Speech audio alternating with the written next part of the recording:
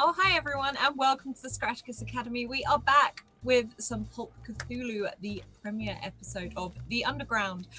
First of all, thank you for that donation so much, Sphinx. So I will figure out where that's going in just a moment. Otherwise, please check out the links coming up in chat now. That includes the Discord. There is a channel purely for this game where you can go and scream into the abyss, very much as I'm assuming Sammy will.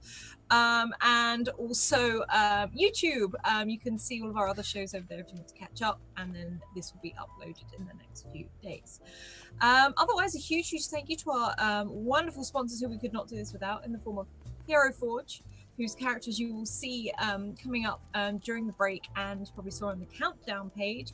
It's a very, very addictive site. I've made one too many characters on there already, so put aside at least an hour or so, if that's where you're headed. Also, Mage Hand Press. Dark Matter is out, and it's one of the prettiest, shiniest books I believe I've ever seen, so much so that I now have 2 copies. It's been 2 years in the making. I've seen it through every single version. It's amazing. Please go check it out. And last but not least, the Deck of Many, where you can find their moving magic spell cards and also Humblewood, which is the most adorable book in the world. So without further ado, we will go around and say hi. If you could just let us know where you're from, if you've got any projects going on, and not quite a description yet, but who you are playing today. And we are going to start with the lovely smallish Sam. Oh, hi. Why would you start with me? You're on my left. Hi, I'm Sam. Smallish Sam. I play Dewey. That's really all. You can find me here on Thursdays at 10 p.m. Eastern. So now. Yeah, okay.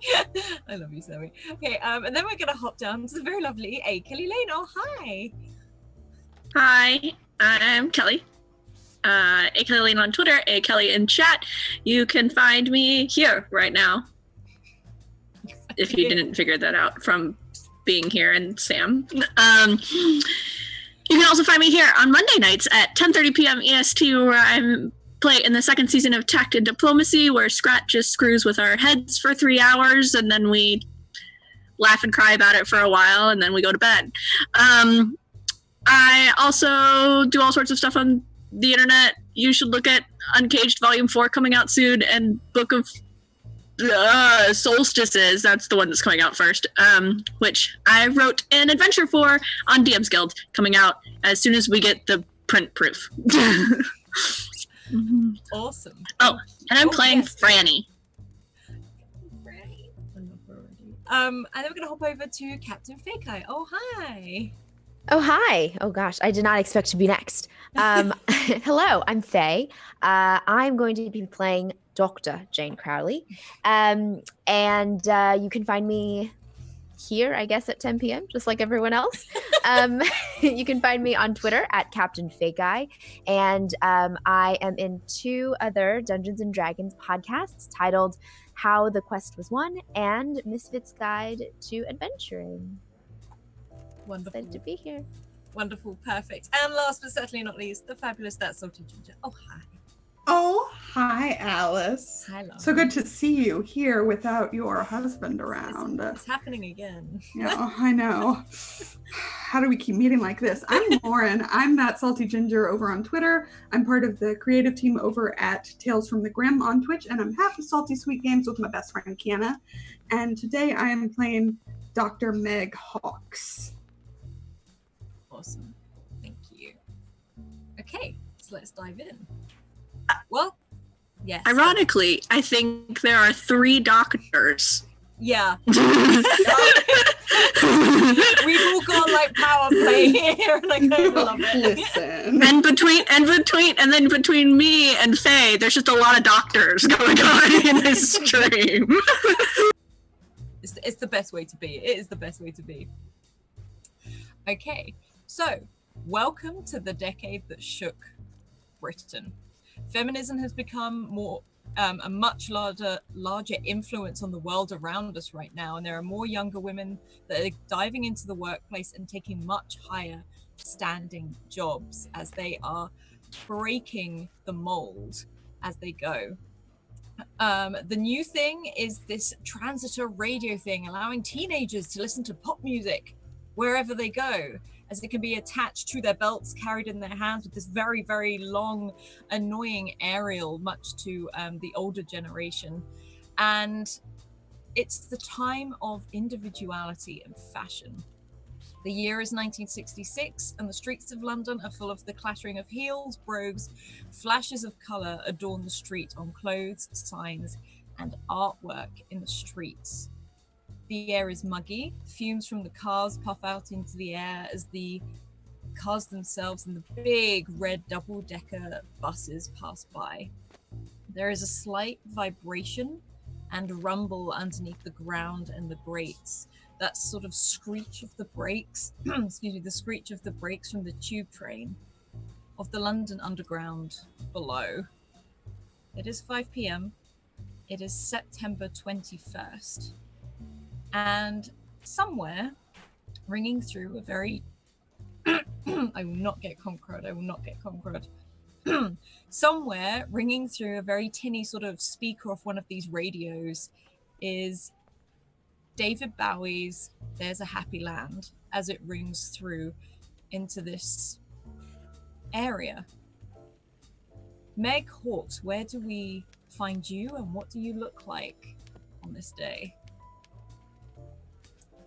So Meg is about 5'6", very kind of short auburn hair with bangs that just floof everywhere usually. She has very kind of light hazel eyes and a smattering of freckles.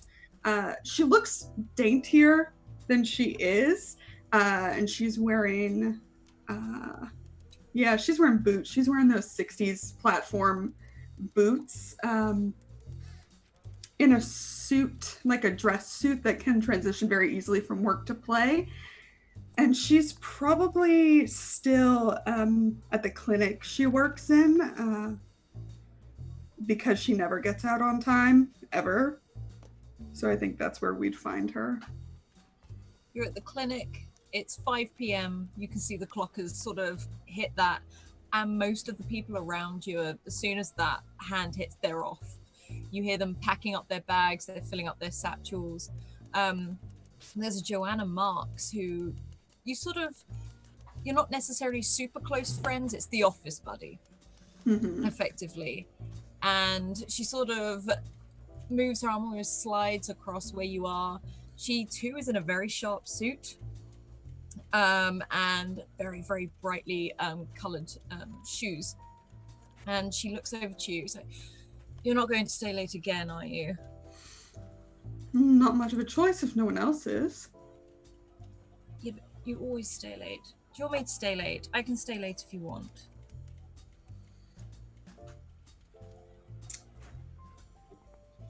No, it's fine, but don't offer again, because I will accept. You know how it gets here after dark. She sort of pauses and sort of scrunches up her face a little bit. Thanks, I really didn't want to go. But I will ask again tomorrow. You can obviously say yes then. I got a few drinks I want to go out for, so... Are you seeing someone? Not quite, not yet. I don't know. That's what I'm about to go and find out. You can join us later, maybe, for drinks. Whereabouts will you be?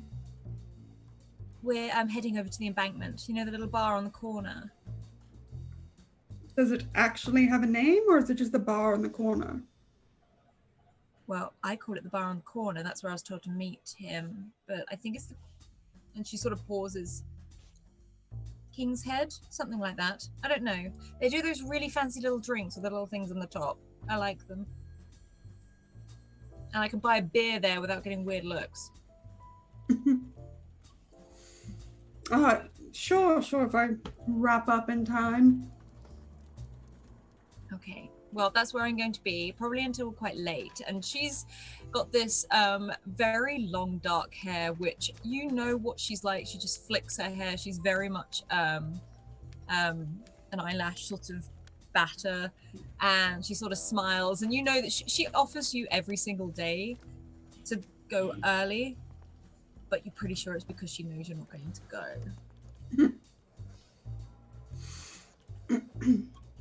So if she heads out, once she's kind of out of eyesight, Meg just plops her head down on the desk. Yeah, you can see people filing out. She's the last one to go. And you're in this... Well, describe. What is this office or clinic look like around you? What is it? I think the office is pretty cramped, probably on the second floor of a building.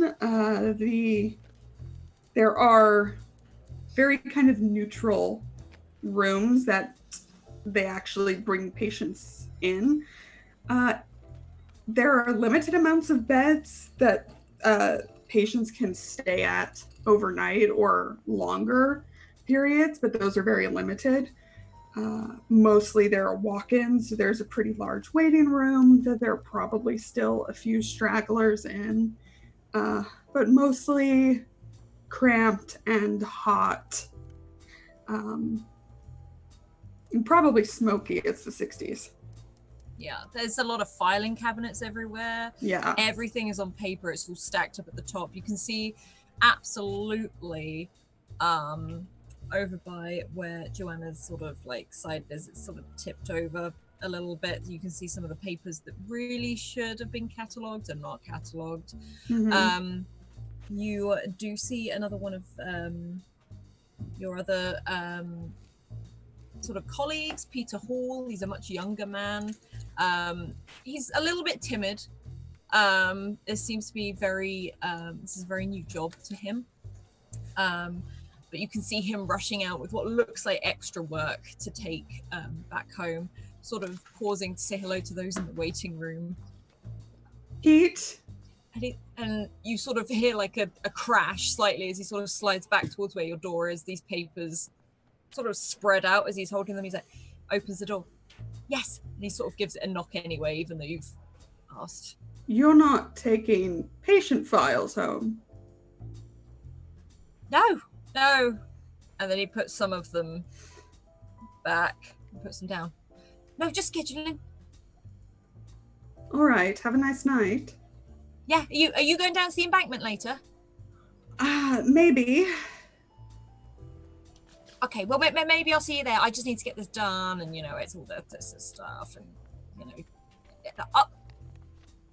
I'll see you later. Sorry. Take it easy. Once he's gone, she kind of unbuttons her suit jacket and takes it off because it is sweltering. And she's going to go and kind of tidy up whatever Joanna left, whatever Pete just put down, and kind of return everything to its proper place. Yeah, you sort of move it around. You see loads of files that looks like they've got lots of stuff to do. They've got all these notes attached to them, do this file, this place, and whatever. And you can easily go and put them back. They're all catalogued. They've just been left in a bit of a mess. Joanna, you can see there's a couple of coffee mugs that have sort of been left over on the side. You can see where one of them stained one of the edges of the patient folders. And you're pretty sure your boss isn't going to be too happy about that, but at the same time, he's barely ever in. He tends to leave a lot of the stuff up to all of you as he trusts you anyway. What patient is the coffee stain on?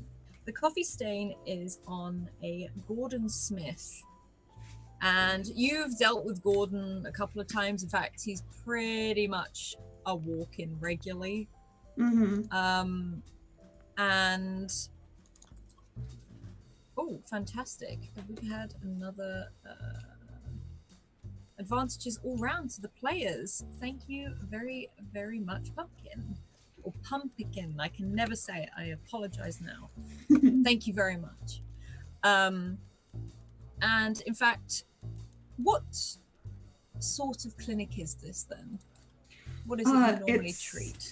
Yeah, it's a mental health clinic, and Meg's focus is on helping people recover memories that were repressed by trauma. And she also deals more recently with rehabilitating people who have been part of communes and basically cults. So helping people who have left those kind of enter back into society. And you know Gordon Smith because he walks in almost every single day. You can actually see him in the waiting room now. He's one of the few that are left over. There's about 3 people left in the waiting room.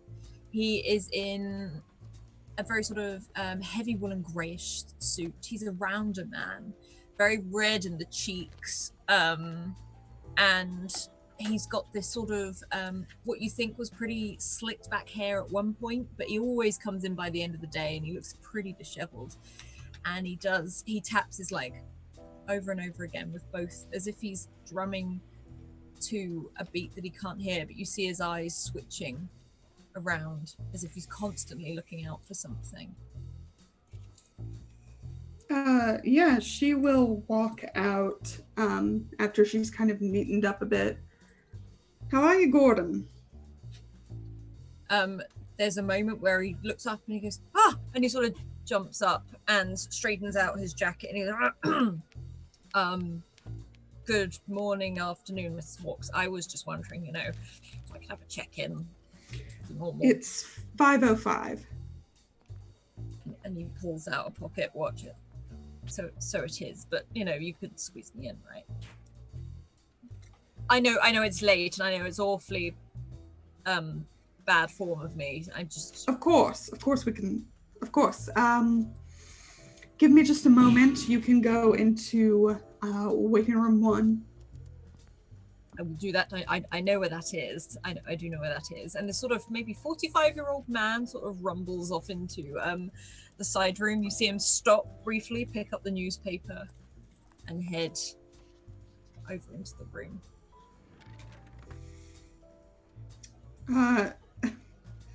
She takes her time and goes back to kind of her area in the main office and smokes a cigarette. Tries to savor it, but she feels too bad about it, and then heads in. Yeah, puts her jacket back on. You manage to shrug the jacket back on, sort of wave away the smoke as you don't get to finish it, dropping it in the ashtray. Everyone smokes in the 60s.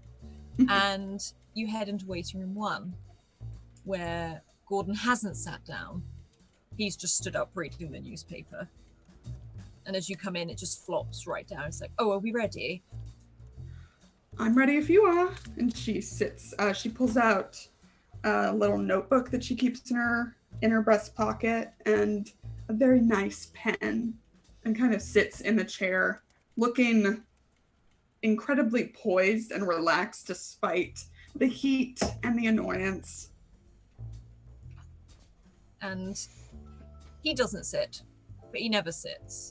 As much as you've asked him to, he paces backwards and forwards. Sometimes his hands rest on his chest, sometimes they rest behind him. At the moment, they're scrunching this newspaper as he walks backward and forward. He's like, I know I'm back again, and I know I say this all the time, but I just feel like I'm being followed, just like I can't rest, like I'm jittery. And from his file that it seems that he was targeted by a cult, never became initiated as it was. He's very, very paranoid, as you can tell that he has suffered some things in the past, and these people probably preyed on him because of this. And now he has a real paranoia of everything that is going on. Did anything in particular feed this feeling today? But I now this is going to sound utterly bonkers, but the man at the ticket office on the underground was not the same one that was there yesterday. And he left exactly the same time as I got off the train. I mean, I'm sure it's just shift swapping, but he followed me all the way up the stairs. And you can see him even looking out. There's a window off to the side that looks out over the Thames. And he's even looking out there, even though it's just water. Mm-hmm. Well, Gordon, I'll ask you what I usually ask you. Could there be any other explanation for his behavior? What is the evidence for and against what you're thinking? Do you mean, am I overreacting? That's not what I said. No, you weren't putting words. That's me putting words in my mouth. And he sort of sits down, sort of very, you can see he sits very upright, legs close together, very closed off, arms on his lap. You are safe here, Gordon. Oh, I know, it's out there that's, odd. So, another explanation for why this ticketer could have left the booth and walked the same direction as you? Well, the woman I spoke to said they were changing shifts, but that's what they would say. I know I've not been getting a lot of sleep recently, and I remember from our last meeting you said that can affect things, and yes, and it coffee. I'm having more and more coffee, to try and sustain the lack of sleep, and maybe that's not helping so much. Gordon, let's focus on the evidence. Is there any evidence that this man was following you besides your feeling? And you see him pause and really think for a moment. No. I suppose I sound rather silly, don't I? No.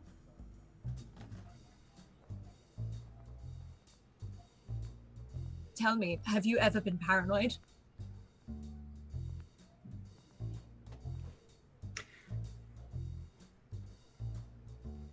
I think she usually avoids when patients ask her questions like that, since it kind of gets the focus off of them. He doesn't tend to ask questions. This is almost kind of new for him. I used to think I knew things that other people didn't when I was a child. So you were a very knowledgeable child then? You could say that, especially when I was right about something that I thought I knew. But I think that was a bit of confirmation bias. I had likely picked up the information subconsciously. He looks mildly confused, but does nod slowly. I even thought something was following me when I was little, something I couldn't see, but that too turned out to just be an active imagination. Maybe that's what I have, an active imagination. I've been told the caffeine is good for me, but at the same time, I'm feeling very on edge at the moment. My wife doesn't agree with the caffeine, you see. But she never does. It might not be a bad idea to try cutting back a bit. I can do that. I can definitely do that. And he pulls out a little notebook and starts scribbling down on it. There's a cut back on coffee, and it's this tiny little notebook with a little metal flap. You can tell he's a businessman. You're not too fully what it is, but it's something in banking. But he sort of scribbles it down and tucks it away again. Gordon, what do you do to relax? Plaques. Well, I come here. I What about this do you find relaxing?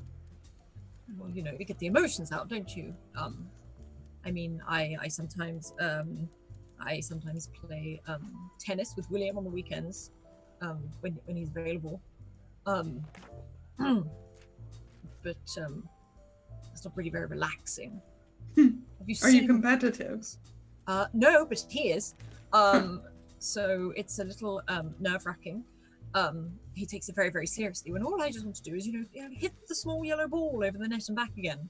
But he takes it very, very seriously. Forgive the forwardness, but how are your spousal relations? They're fine. They're absolutely fine. Why would you say that? Do I look not fine? Is there something in my notes? And he sort of leans forward to try and have a look in his notes.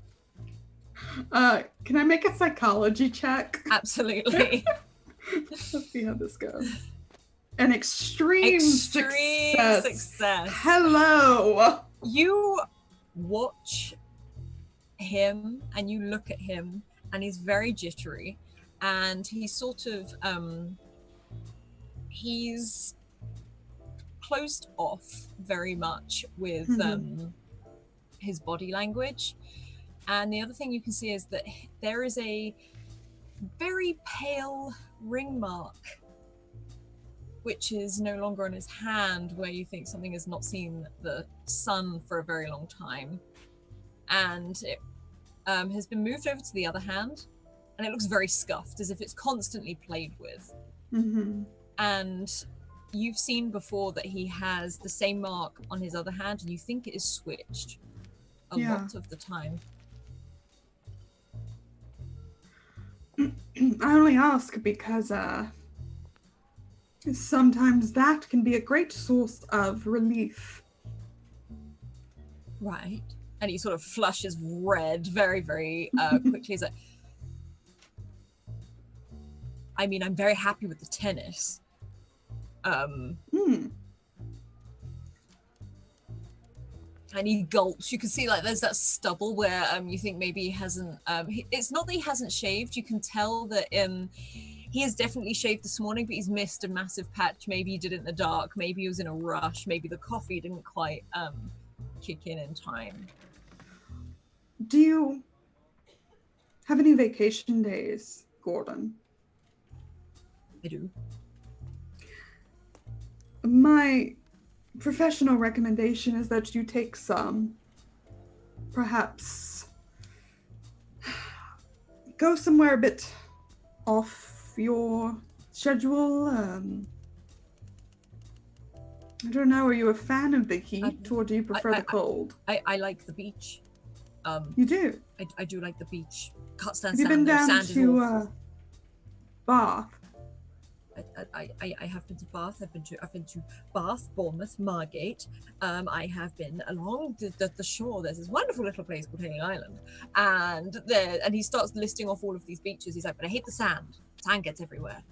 Sand gets in my brogues. You see, when I went to the beach. It's coarse. It's rough. It gets everywhere. It does. But you like go to it. The beach.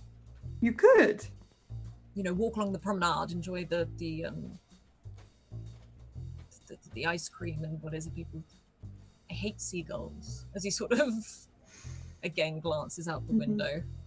She never interrupts him when he goes on these lists. She always lets him and he finish. he goes and he goes and he goes, and he sort of lists off everything he hates about the seaside, even though he seems to like the seaside. Mm-hmm. What's your favorite part of going to the beach? Oh, when you've got really uncomfortable at the beach and then you manage to go back to your hotel room in the evening and you empty your brogues of all the sand that's down there, and then you go down for a fabulous dinner out on one of those decking things they like to do down there. So you like hotels with beach views? Yes, I suppose I do, actually. Well, if it's financially feasible and you can get the time off, I think relaxation is the best course for you. Would you like to stay the night, Gordon? We have a bed. It's really no trouble. I would, yes, please. And you seem taking out this little notebook and take time off. Margate, question mark. Same room. It's all set. And there's a nice view of the Thames. And he sort of starts getting up. He looks happier, even though you haven't really done much. Right. He's like, it's getting dark outside, so make sure you walk home safe, get a taxi. And he sort of waddles off towards the room that he stays in at least twice a week.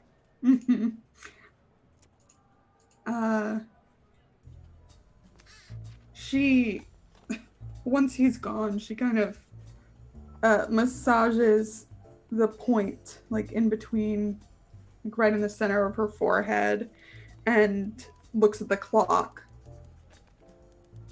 What time is it now? Is it almost 6? It's kind of just coming up for 6. It's got a bit darker outside. It is September. It's still warm. You're having like what British are calling the Indian summer as it comes in. It's still very stuffy in here. The windows don't tend to open in this place. Yeah. You can see where some smoke has definitely started peeling at some of that really ugly wallpaper in one part of the office. And you hear a knock, almost like a ring. There's like a buzzer that lets people into the building, or at least to have the call come through. And there's a buzzer going off, which you know is in the main offices because no one else is there to pick up the phone. She kind of again, it's almost like there's like this extended bit of time when she sighs and stands, finally kind of adjusts what I'm now going to say is a houndstooth suit, because and starts heading back toward the main office. Okay. You can head back towards the main office, and that buzzer is flashing. It's on a white phone, a big clunky phone. There's effectively jammed onto the wall. Looks like it's been drilled on there. The big orange ugly flashing buzzer is just a meh, meh, as someone is, but you know that you only press once to buzz, but you're used to people just pushing over and over and over again. She definitely wants to take her time, but she can't. So it's connected to a phone, you say? It is. It's connected to a very chunky white phone. All right. She heads over and she picks it up. Could you make a listen check for me, please? Sure. Yay. Oh, hi, hello. Yes, it is I, who is rolling very well in Call of Cthulhu right now. Yes? And as you do, there's a sound at the other end of this phone. It crackles a little bit. And you just hear a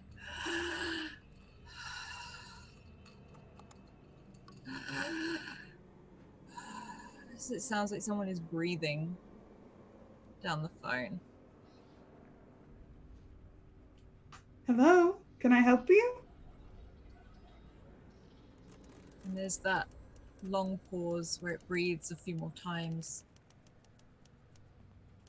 And that beep as it hangs up.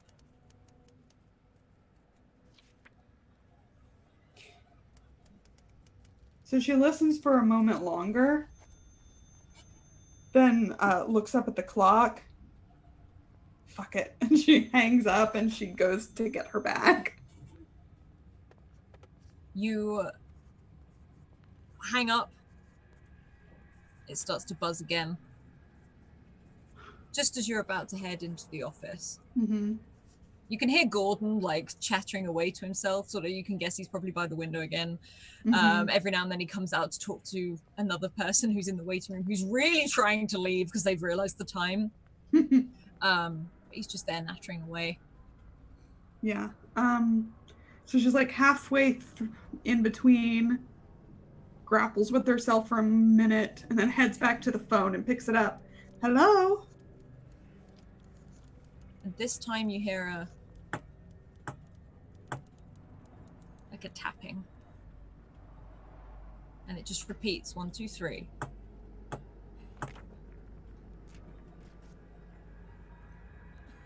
Is everything all right?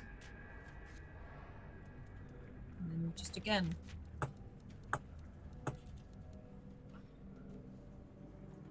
Do you And need this- assistance?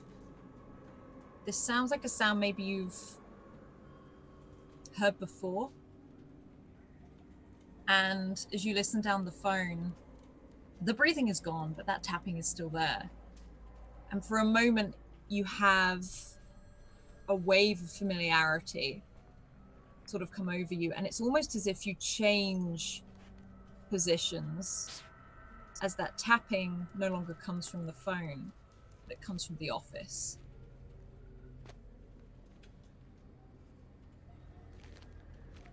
She very slowly puts the receiver down.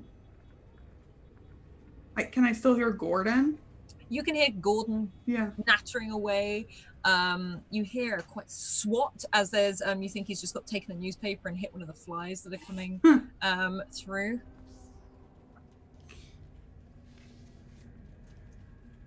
Is it still pretty regular? It's the same 3 over and over again.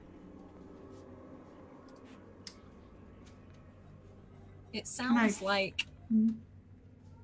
In fact, make another listen check just to see if you. Okay, know I was going to exactly what it ask. sounds that yes, know exactly what it sounds like. Oh, wait, no, that's library use. Oh, God, I'm so good at things. Damn, I'm so good at these Oh, books. God, I'm so good at things. What's Listen, Ron, happening? this never happens in Call of Cthulhu. I know. And that tapping comes through again, and it's as if it was a finger, like a finger at the top of the fingernail, not a long nail, like literally just top of fingernail on the top, tapping on a window, on glass. And you know there's only one window in your office, and it's the one that looks out over the Thames.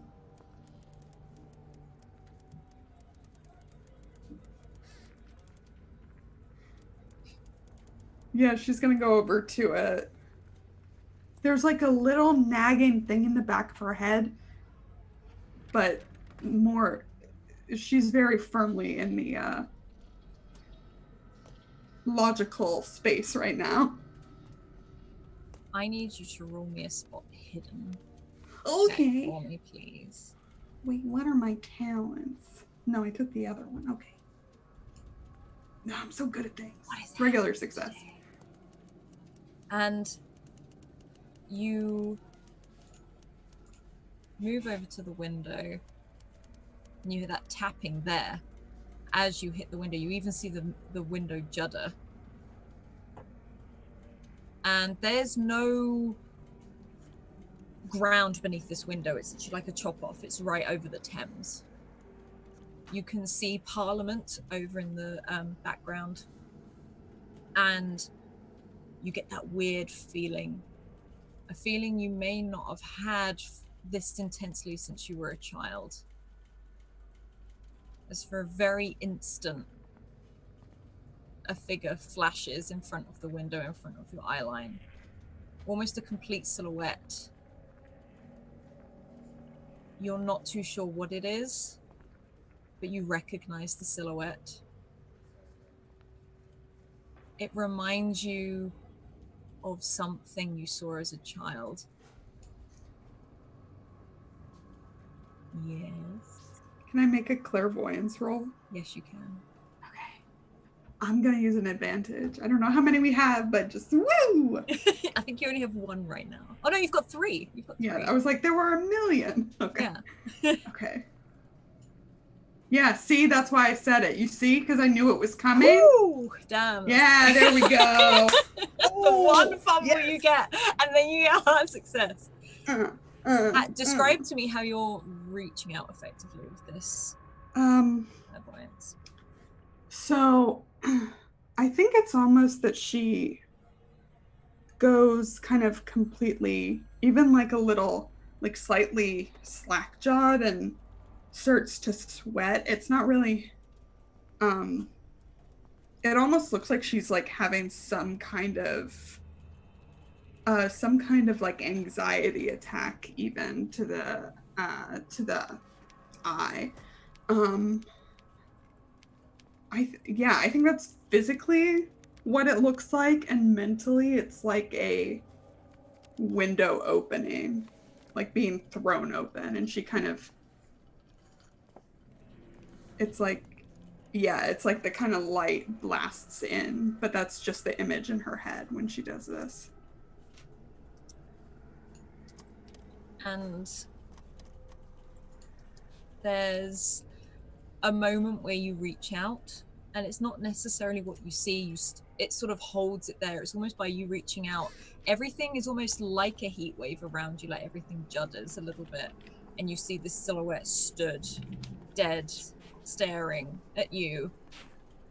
You see that it's like a shadow, as if a shadow was there, but the eyes are white, and they make eye contact with you as if they've locked onto what you are feeling. And with that roll, you're pretty sure this is the thing that followed you as a child. And you haven't seen it since then.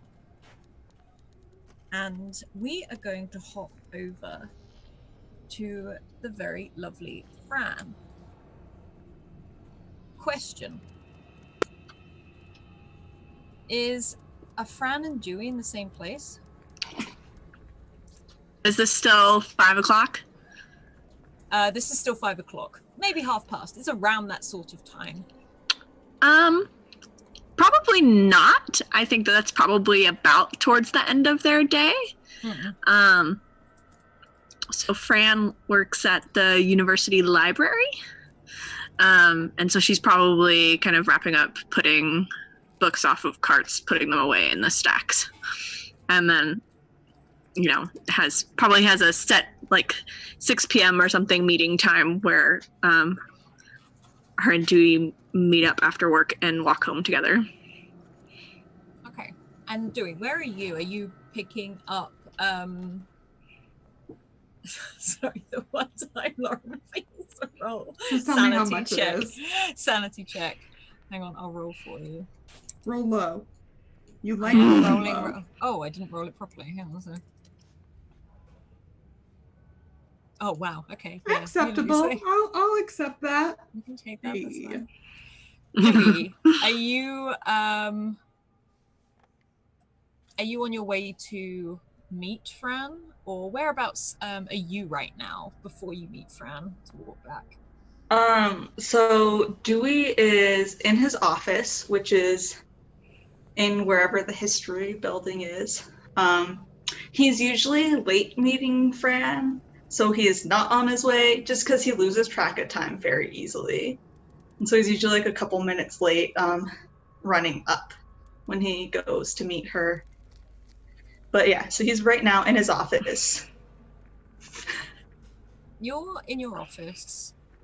You're probably in the area of Greenwich, where what some of the main universities are. This is a very elaborate building. These universities are gorgeous. Half of them commissioned during the Tudor period. So there is very ornate, almost Gothic-like carving structures all through this. You can hear from your office just all of these students filing in and out. You can hear the chatting, you can hear them moving up and down the corridor. It is the time most of them go home, or at least head back to their dorms and their other apartments and things like that. You can hear music going on in the hallway. They're not really supposed to be playing it, but it's the end of the day, so sometimes other professors let them just get away with it. You can hear professors talking, you can hear phones ringing, you can hear just a lot of daily university life is going on around here. In your office is a huge heavy desk, very, very nice desk. It's there for every professor. And again, there's a filing cabinet in the corner. There is a picture frame on the corner of your desk, and also the sort of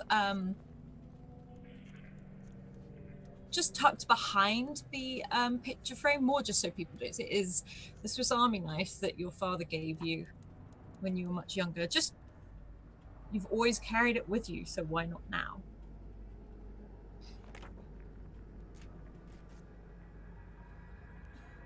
What would you do in your office?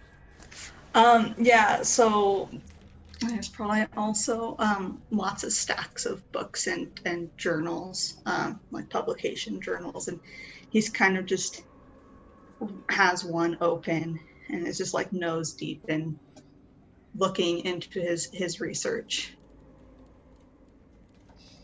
You dig around into your research, and then you hear that chime on the university huge clock in the courtyard by the cobbled streets. It's sort of your window looks out into the main courtyard, and it strikes 5 p.m., which is basically closing time for all the classes, finishing time, unless there's any extracurricular activities. Basically, it's home time. Yeah, I think with hearing that, Dewey is like, oh shoot, and he kind of scribble something down real quick, just to be able to pick up tomorrow, and puts his note in his book, closes it, puts it on a stack of the other books, and just darts out, and then has to come back in for his jacket, darts out again to yeah, you sort of grab it as you sort of remember it at the last minute, head back, and you have to weave through students. How tall is Dewey? Are these students taller than you, or are you much taller than them? Dewey is slightly on the shorter side. So he's probably about the same height as the students. Mm-hmm. And I feel like if it wasn't for his the way he dresses, he would very much be mistaken for a student. Yeah, and you start to weave through these corridors. You can see the huge stone archways that look out into the cobbled courtyard where students are gathering. You can see some professors gathering as well. They seem to be heading off together. Some of them sit on the huge stone steps that head straight down to the Thames. Fran, you are in the library. It's past 5 now. Dewey's not here yet. Is this normal? I think it's almost like clockwork. As much as Dewey seems to think that he's late all the time, Fran knows exactly that, okay, he's going to hear the chime, forget his coat, go back, grab it. So at 5:09, he always walks in through the door or something. She has it down to timed. And so when she hears the bells going off, she's like, okay, I can put away another 8 books off of my cart, and then I can wave bye to a student, maybe and grab my things, and then he'll be there. You've almost got it down to a T. You pick up your stuff. There's always one student that sort of gives you a wave as you sort of go, as they always stay late. And literally, as you come up to the library door is when Dewey opens the door, as you've got it. You know exactly where he's going to be and how late he's going to be. But yeah, you open the door, and Dewey, you go to open the door, and as normal, Fran opens it first. Oh, hi. Sorry I'm late. I lost track of time again. I'm sorry. I'm here though. It's okay. Okay. I had a few other things to do as per usual anyway. Oh, good. I'm glad. Are you ready? Are you ready to walk home? That is what we do at this time every day. Right. Yeah. Then he kind of just takes her hand and starts walking down, slightly embarrassed again. Yeah, you walk past a load of students. You see some professors sort of give you just a hands up to sort of wave you off as you step out onto the main Greenwich University steps and down and onto the main streets. And it is busy, it is bustling, it is rush hour. Everyone is going everywhere. You can see all of the red double-decker buses coming across Tower Bridge as they start to stack up as the traffic gets worse and worse and worse. It's easier to take the tube, it's easier to walk. Everyone knows not to own a car in London, or at least you think everyone would know not to own a car in London. And it's busy, but you can walk all the way home, and it probably takes you maybe half an hour to walk home. It's not too far.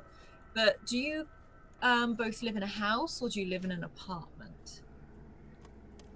I think we live in an apartment so that we can stay close to the university.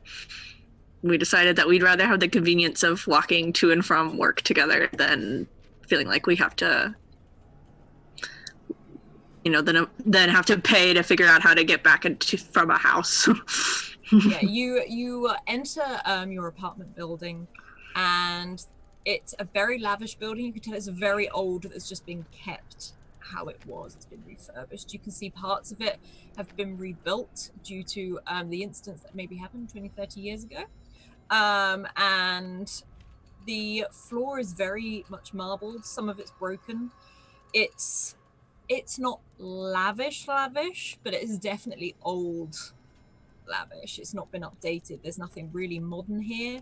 It's kept a bit older. You see a woman by the front desk who just smiles and gives you a bit of a wave as you see her every single day.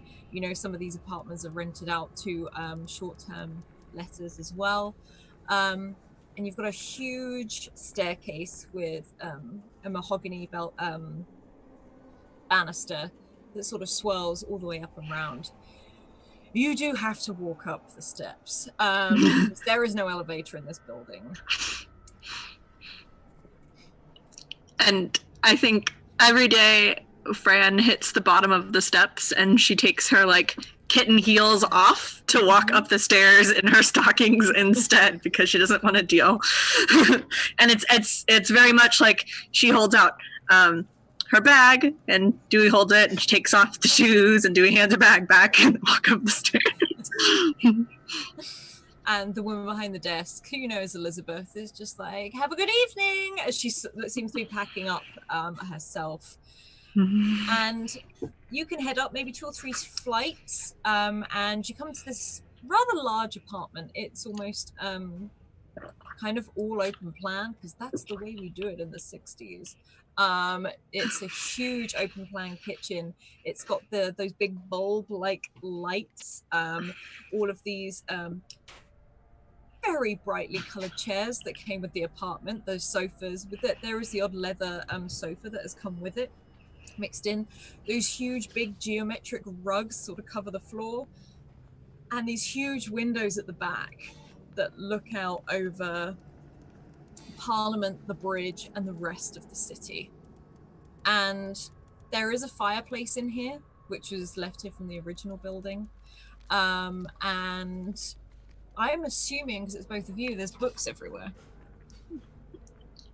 Yeah, it's probably hard to find the walls in the place, because there's just been these bookshelves that none of the bookshelves match. Yeah. Right? They're just built. They're kind of it's a mixture of very old bookshelves and then the modern ones that came with the place when they tried to jazz it up a bit. So you've also got some very bizarre ornaments and bookends that you're not too sure what they are, but people tell you it's modern art, and that's a great thing to have.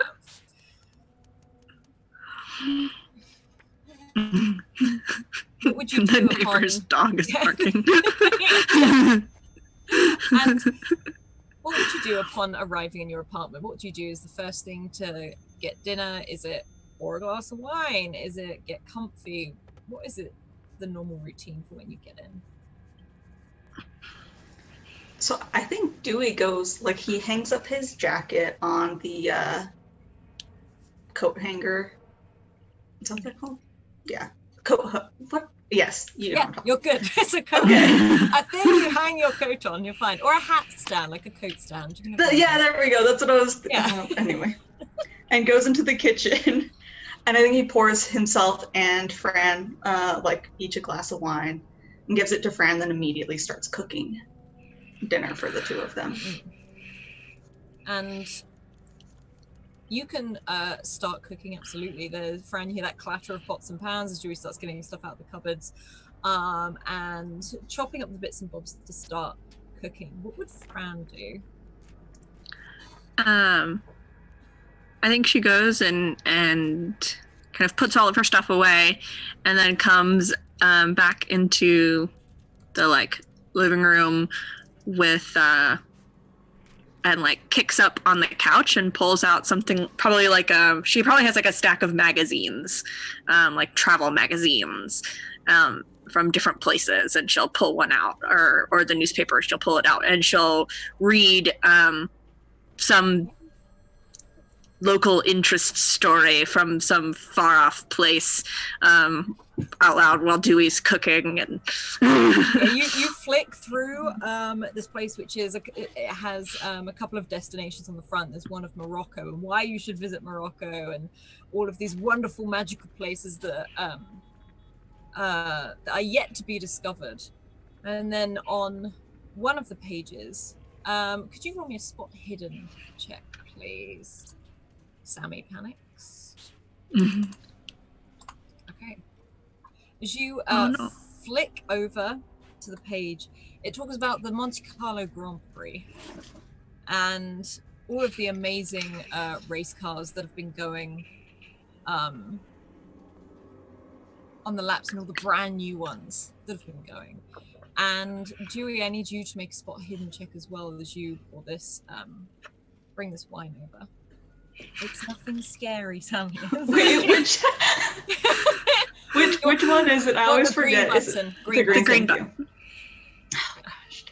As you do, you see for a moment, as Fran is opening the papers, you see everything. You do see something drop from the page, almost as if maybe it was used as a bookmark or something like that. It's almost like a small card, like a piece of paper.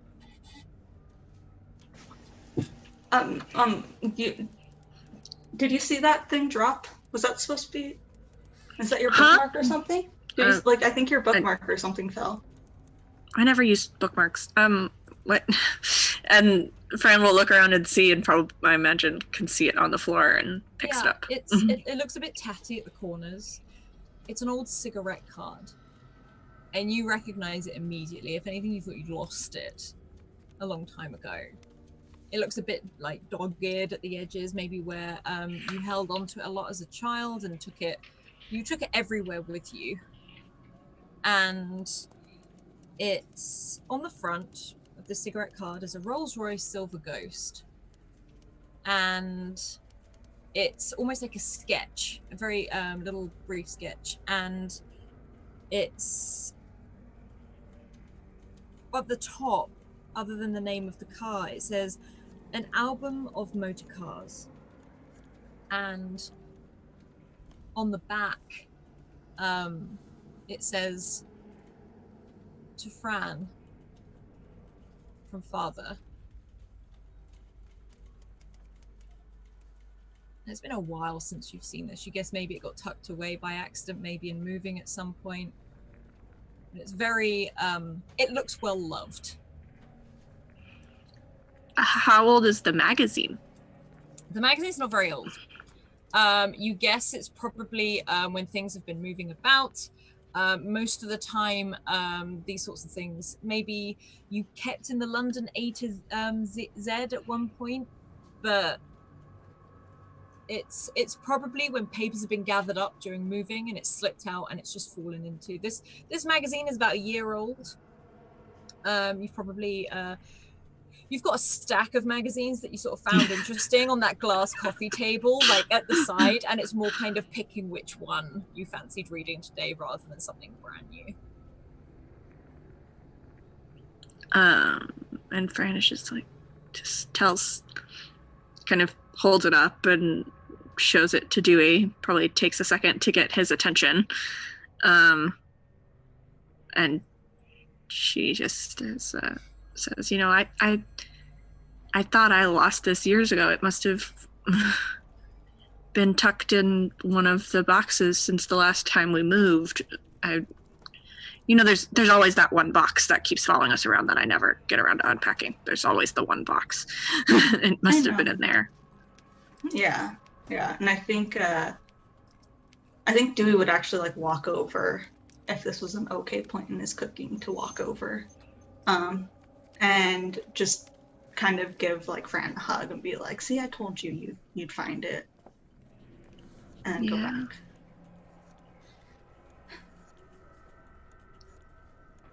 You know, I don't have a lot from Dad. This is, I don't know, glad I found it. Thank you, Lindy, for gifting the advantage to Lauren from the gift sub from Mal. So thank you very, very much. Oh, and hello, Raiders. Hello, Raiders.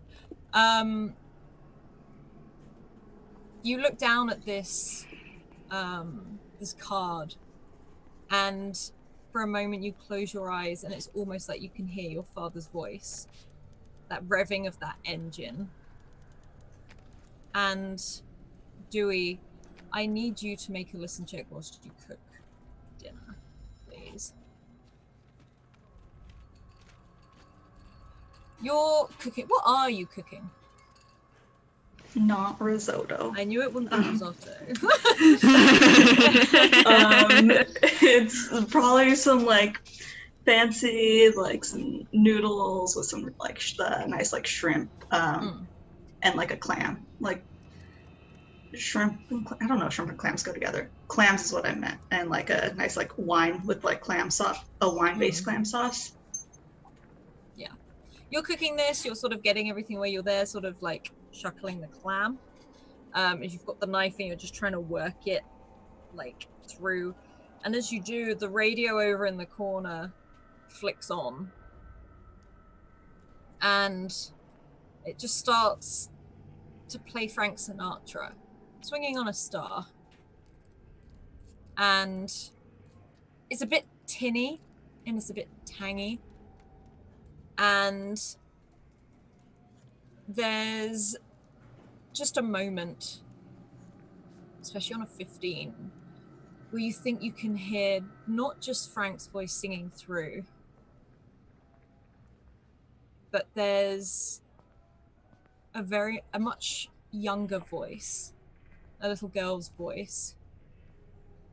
Dewey, come on! And it sort of breaks up a little bit, and it's like as it breaks through, and then it's back to Frank. Fran? Huh? Did you hear that? Did you turn on the radio? You're the one in the kitchen. I thought you turned it on. No, I didn't turn it on, but you heard that voice, right? That like that little girl's voice? No.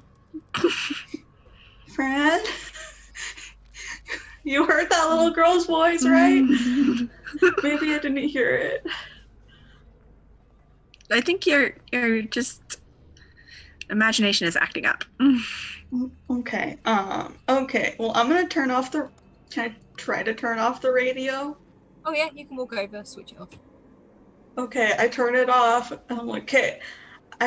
It's weird. I didn't turn it on, but I hope maybe it was just like something happened. Okay. Do you want to come closer? Do you want to come in the kitchen? Pull up a chair while I read. All right, hold on a second. So she brings a magazine over. You get up, there's stools by this bar, like this island bar, and you can perch yourself on there with a glass of wine, and you sit down and you can continue to start cooking. And Fran is just like, if I'm sitting over here instead of on the comfy couch, fill up my glass. Okay, of course. You can And reach pours it to over the top. and you hear that glick, glick, glick, glick, glick as you pour out the wine. And then you hear those 3 taps.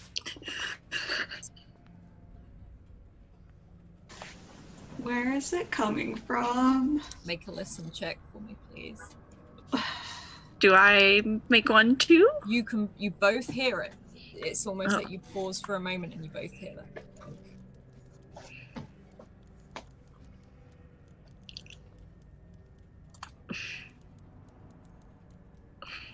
You can't seem to find where it's coming from, but again, and it seems to be coming from inside the apartment. I'm gonna turn off the stove, because it's the reasonable thing to first think that it's the stove or something.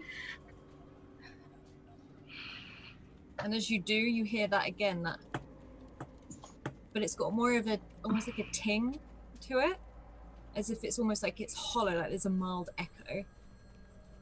And I'll let you both roll one more time if you want to. Sure, I'll use an advantage. Okay. Oh, Oh, Kelly. Kelly. It's And okay. I I got failed this. everything. Fran, you're sort of like looking around. You're sort of looking around the kitchen and looking at everything, looking at the window. We have mice. And again, there's that. And Dewey, this time, it's like your eyes meet where the sound is coming from. And it's coming from the TV. And that is where we're going to take our break real quick, because I need a bio. And yeah, we'll be back in just a moment. Bye.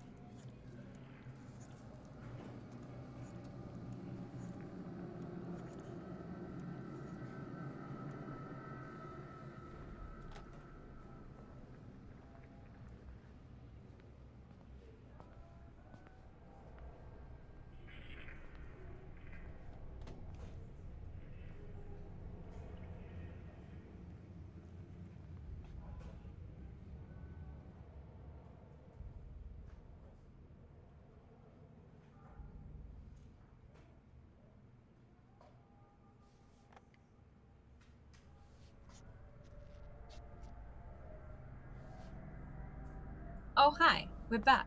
We're back.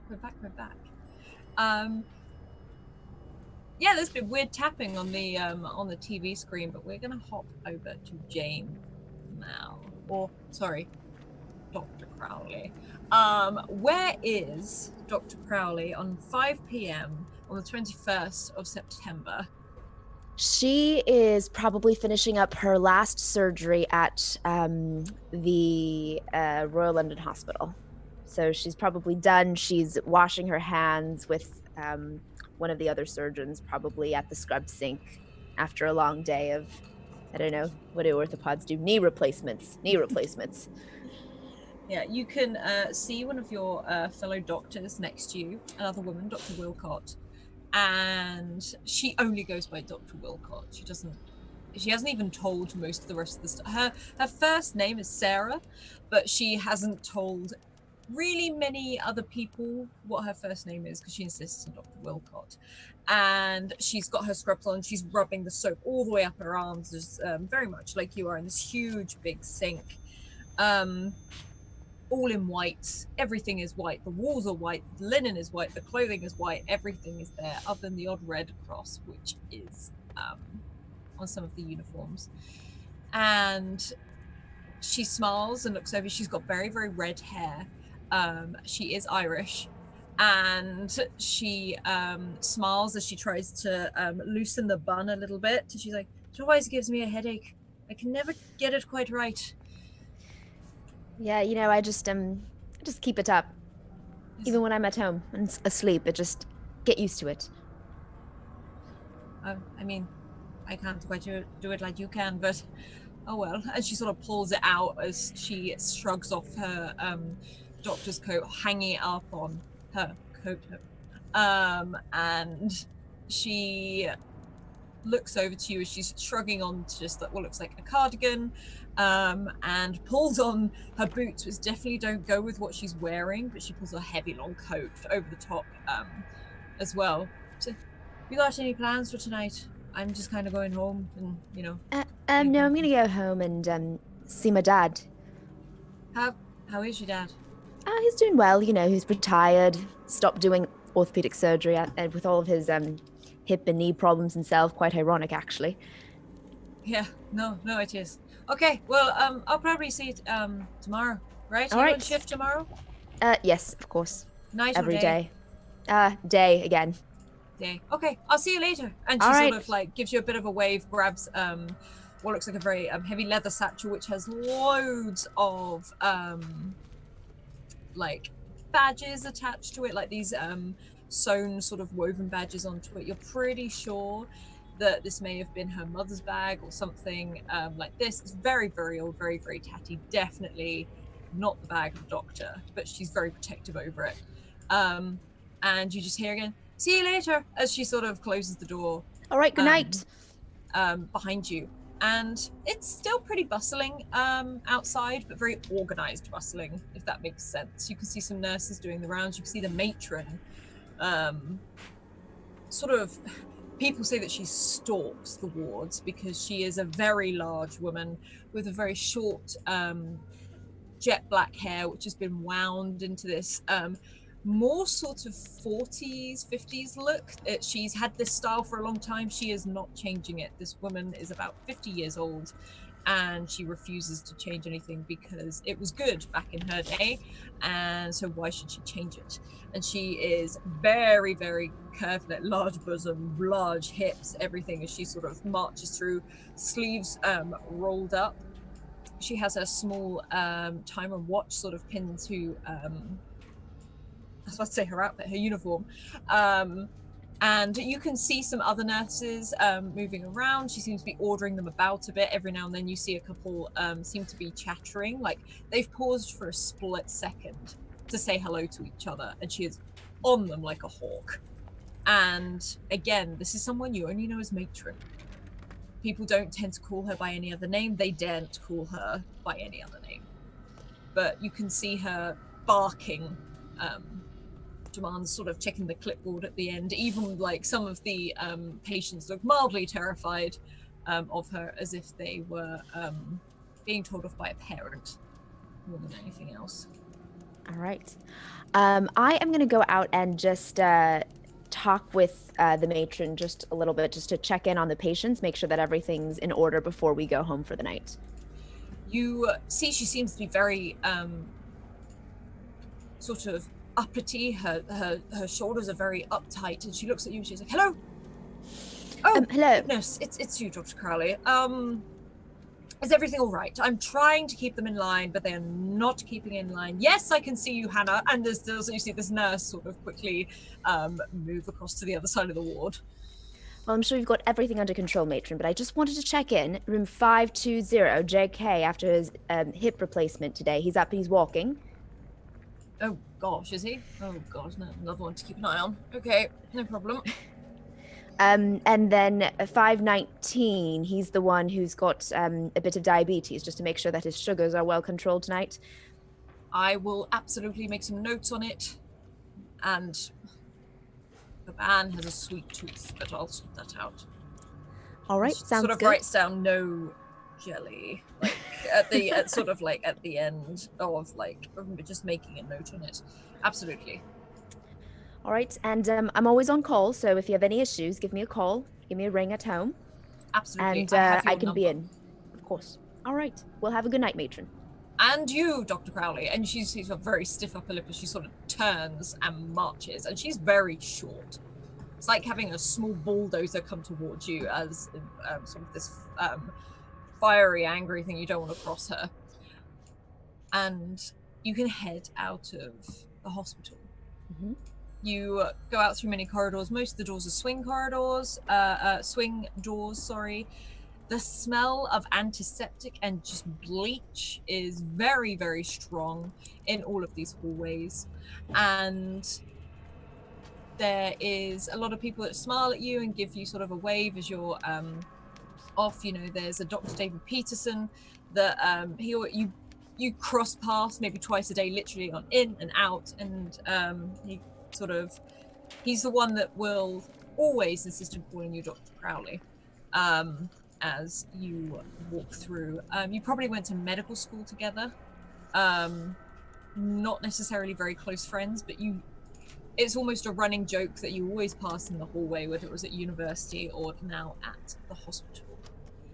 And you head out, you can see some people being pushed in wheelchairs, you can see one of the old 60s ambulances come out. And in the 60s, we didn't have paramedics. These are just ambulance drivers. You can see them bringing people in. You can see a very pregnant woman sort of being guided towards a wheelchair, ready to be pushed in. You hear the matron shouting from somewhere. But you exit the hospital, and there is fresh air.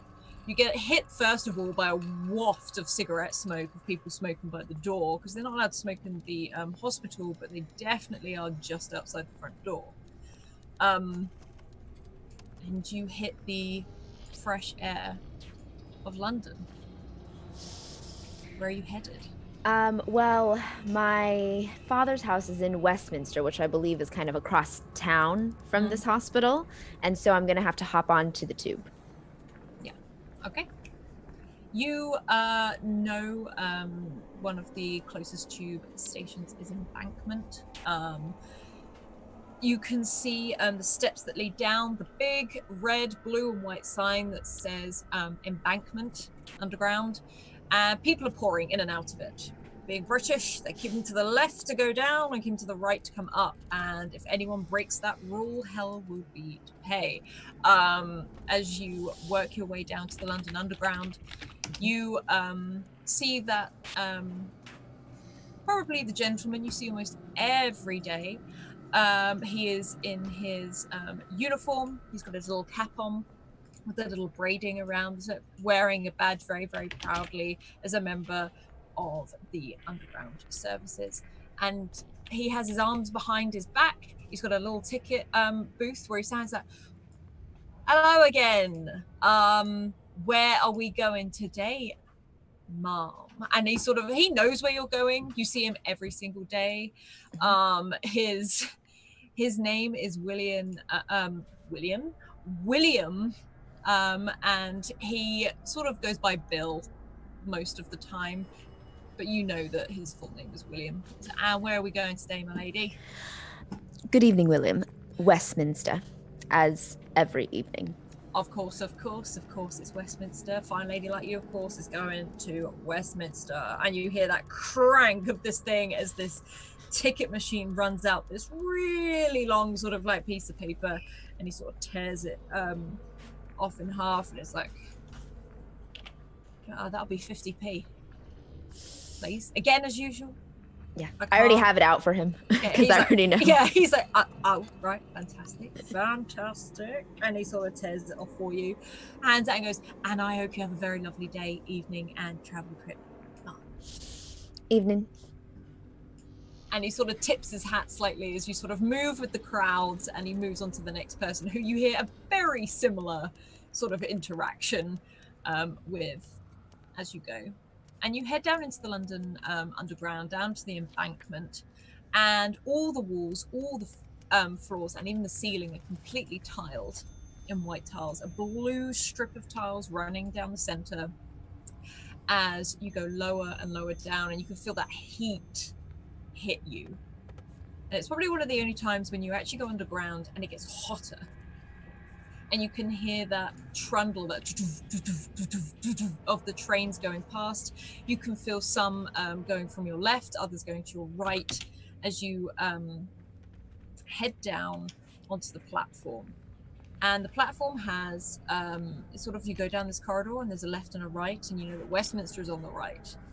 And you can step onto the platform, and there's lots and lots of people down here. You can see a lot of business men and women with briefcases, is very brightly colored clothes. It's the boots that stand out the most. And you can also see a man checking his watch over and over again, even though the tube comes every 2 or 3 minutes. He is in a very, very, and I stress very ugly brown corduroy suit. With an orange tie with a very geometric pattern on, mixed in with orange and pink, which he keeps sort of almost fidgeting, moving, checking the watch, fidgeting again, checking the briefcase is locked properly, as if he doesn't really know what to do with his time. And could you roll me a spot hidden check, please? All right, let's see. Green, correct? That is green. Green. Okay. All right. You. Oh, yep. Okay. No, you're good. You're good. Mm-hmm. You stand on this train platform, and you can hear in the distance that trundling of the tube as it's slowly coming through that huge dark tunnel down in the at the end of the platform. You hear that screech of the brakes as it's starting to slow down towards the embankment, and that light, that very bright, shining light that is the only thing you can see of the train right now as it comes down. And you remember as a child being down here, not necessarily embankment, but the underground in general. Most of the stations look the same. You know, some of them never opened. They were used as bomb shelters during the war. And this hasn't happened in years. You get this tube every day, but a shiver comes over you.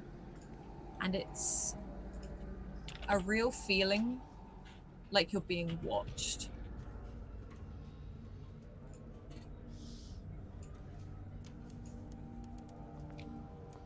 Is there anything you would like to do?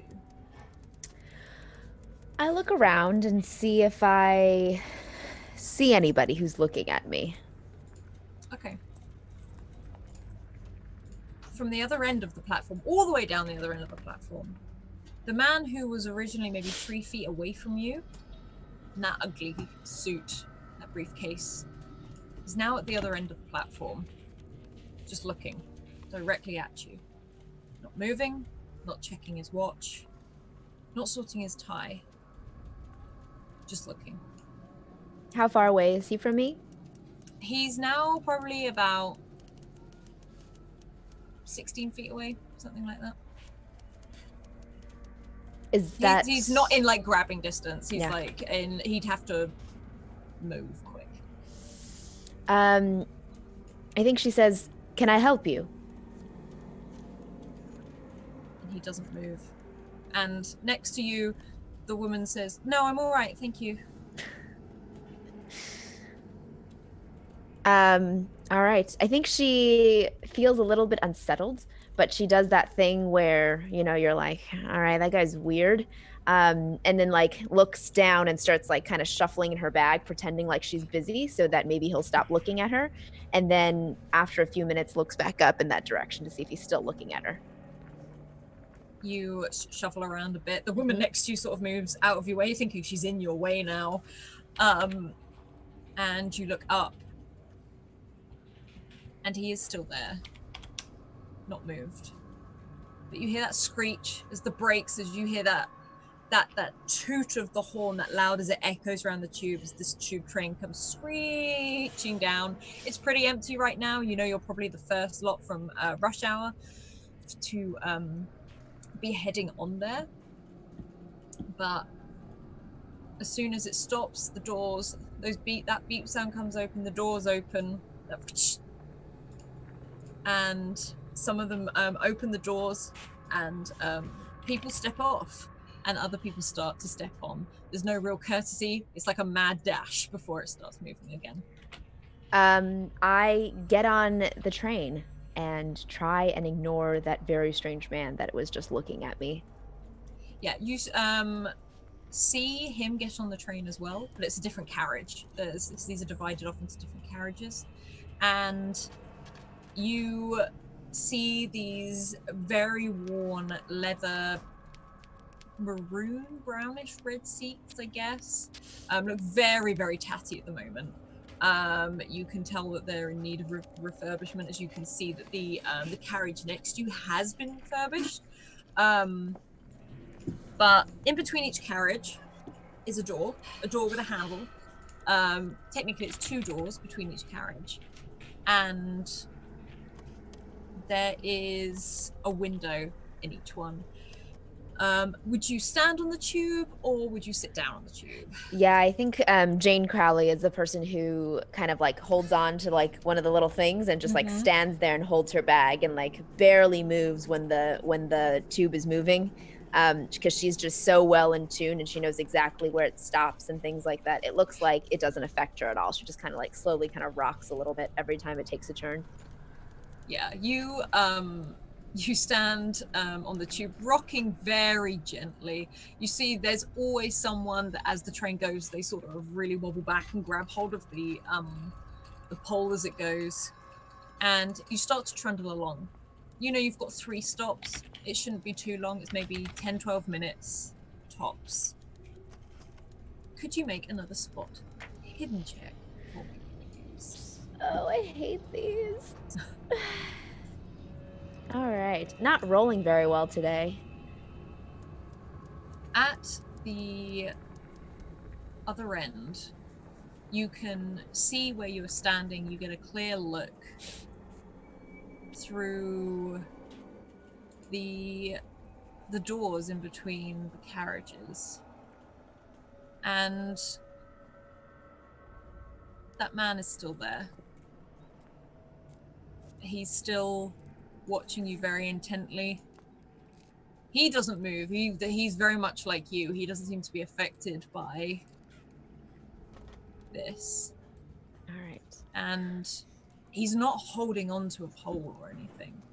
He's just stood there, almost fairly braced. Briefcase in one hand. Clock this time held out in his hand, almost pointed in your direction. Now, are these doors in between the carriages? Can you walk between them while the cars are moving? Yeah, you can walk between them as the cars are moving. All right. There's like a little, the gap is like this between the carriages, so it's very much, and there is like a mini walkway. It's not locked off. So while Faye is very freaked out, Jane Crowley is made of much sterner stuff. And so she is very annoyed at this point and is going to hold up her bag, march over, open the door, and say, "Can I help you?"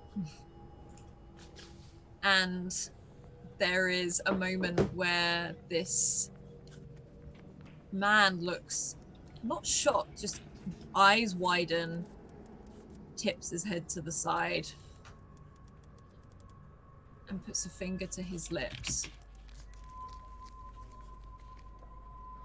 And there's a strange whistle that runs through, and it's almost like you're now hearing everything underwater, you know, that muffled sort of sound. And there's, for a moment, you hear that choo-choo, choo-choo. That's all you can hear of the train. The lights flashing, dark light, dark light. And I need you to make a listen check for me, please. All right. Listen, check. I'm not very good at any of these things. You don't hear anything. In fact, the only thing you do hear is the sound of the tube. You don't hear the people on the tube. You can see their mouths moving, they're talking, but you hear nothing. You see this man at the other end of the carriage as the lights black out, go light, black out, go light, as you pass through the different platforms. On each blackout, he's a step closer. You don't see him take the step, but he's a step closer. I need you to make another spot hidden check for me, please. Oh, I'm so bad with these. I wish I had taken more points in these things. All right, let's do this. All right. Okay. Oh my gosh. There is a moment with that flash where the man in the corduroy suit isn't there at all. There is someone else there. A shadow with very white eyes stares at you, unblinking. Doesn't move. Takes a step closer and closer. I need you to make a sanity check for me, please. All right. And so, okay. Advantage. Oh my gosh. Just been rolling horribly. I think I'm going to use my advantage here. Yes, thank you. I'm afraid you can't. It's not on a, but if it's not called out. Oh, you can't. beforehand- No, not on sanity. That's right. You just gotta call it before. Yeah, you just gotta Oh, call yes. it beforehand. So Yep. please just lose 4. I'm rolling well on the sanity checks. Oh, So you boy. lose 4. Ooh, ooh. You are filled with this dread. You feel frozen to the spot, like you can't move. Like it's something is holding you there, as if there were invisible arms sort of drawing you closer and closer to this thing that is getting closer and closer down the tube. You look around. No one else seems to see this person. They're talking, they're going on about their daily business. And the dread you feel just feels as if like you're a small child lost in the dark. And all around you, you start hearing bangs and explosions, and you feel the train rock. And then this figure starts to sprint towards you. And as you feel forced to close your eyes, you open them again. The carriage is empty. The lights are on. And there's a man in front of you wearing a very ugly brown corduroy suit and a tie. You all right, love? Yes, I'm fine. Sorry. You can have my seat if you need to sit down. Yes, thank you. And for the first time in her life, Dr. Crowley sits on the tube. And she just kind of like has her head in her hands, her bags dropped on the floor. The man looks a little bit concerned about you, but he doesn't go anywhere near you. but he sits about 3 chairs down on the other side of the tube. And we're gonna hop over to Meg. Meg, it's 6 p.m. in 1940. The Blitz has come to London. There have been no sirens over the last few days. There's a feeling maybe it's past. How old is Meg in 1940 on the 21st of September? Calm down, I'm doing math. Oh no, we're gonna have to change someone's age. We're gonna go with Make it up, it's fine. We're gonna go with 10. Okay. And you are sitting at a dinner table. A plate is sort of clattered in front of you. And a very stern voice, your mother's voice, that you know very well, clicks in front of your face. Margaret! Margaret! Are you paying attention or not? Yes, ma'am. Eat your greens. We are lucky to have these. There is a war going on. She keeps trying to bite her nails and like try not to, but she really wants to. Yeah, you get a look from your mother as she moves back over to the stove, and it's a very, very small stove, a little white thing with these 2 hobs on top. There's a couple of drawers in a very sort of pale pastel blue that your dad has painted over and over again in different colors every time your mum was them changed, and you can even smell the paint in the air. And this is a very small table, seats about at maximum 4, and a very sort of bright yellow gingham tablecloth thrown over the edge. There is a fruit bowl in the center. There's no fruit in it. There just seems to be maybe keys and the odd bits and bobs and things like that. And your mum looks at you, is like, don't bite your nails. A lady doesn't bite their nails. Repeat it. Lady doesn't bite her nails. Yes. Now eat your veg. And what does young Meg look like? Kind of like she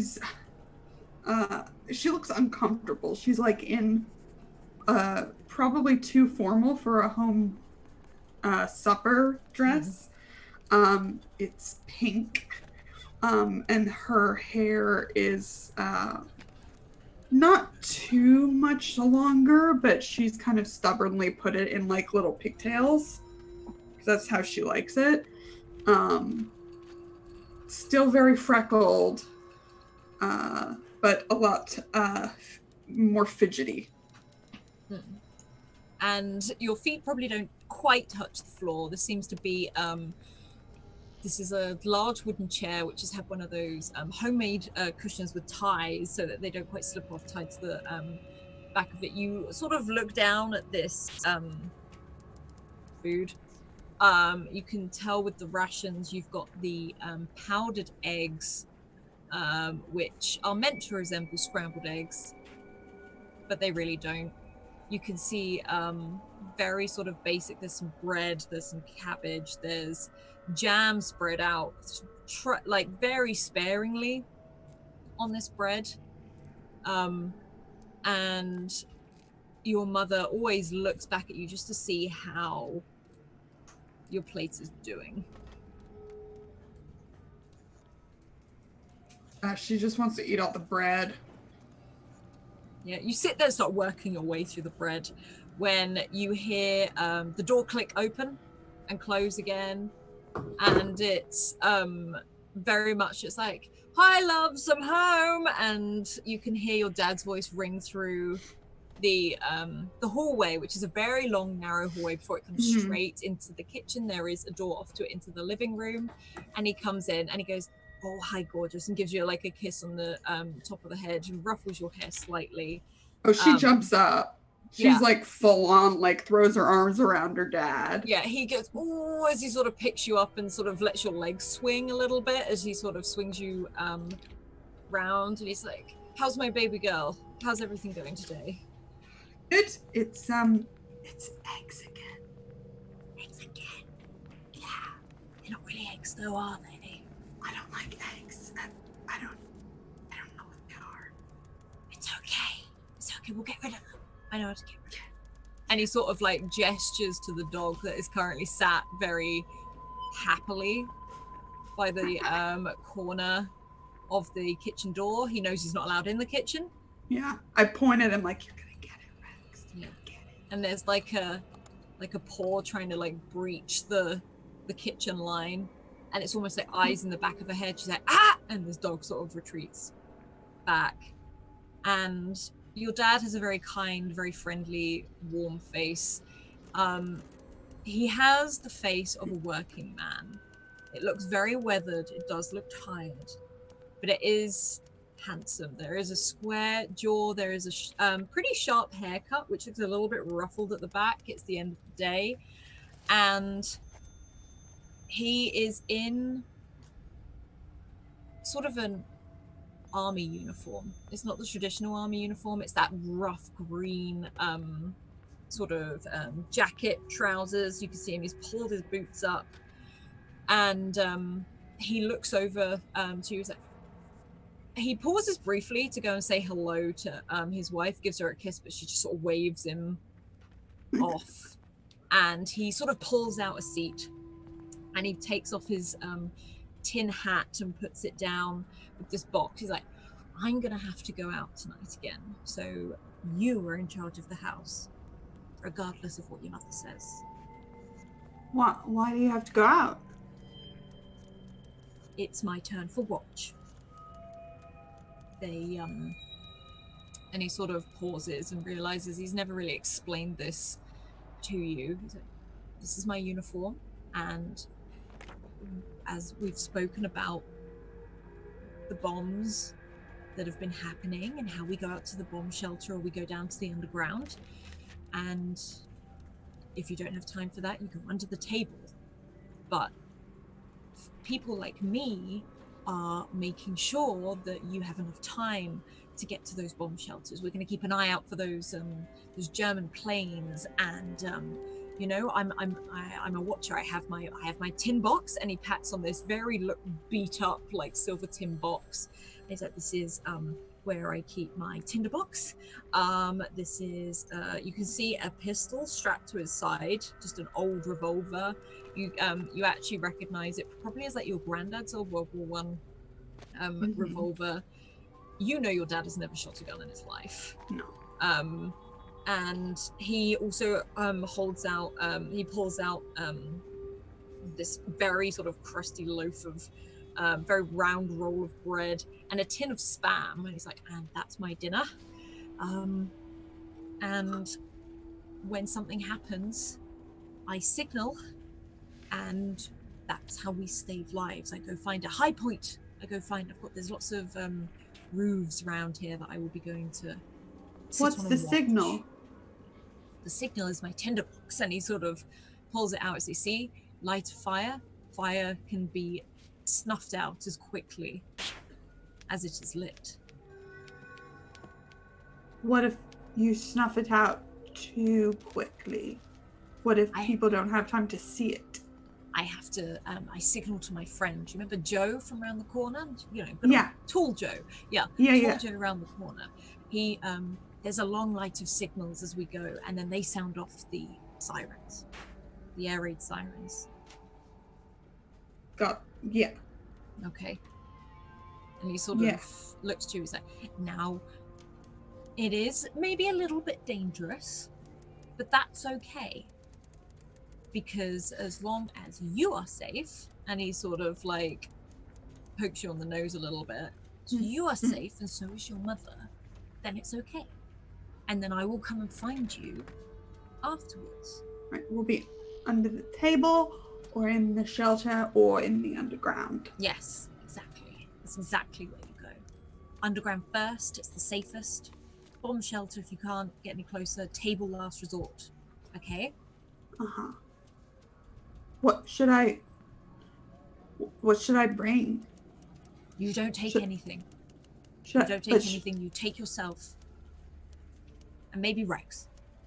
Yeah, But Rex will probably follow. take Rex. Okay. And he gives you a sort of maybe a little bit of a sad smile and rests his hand on the side of your head. And he's like, I'll be okay. Okay? And Yeah.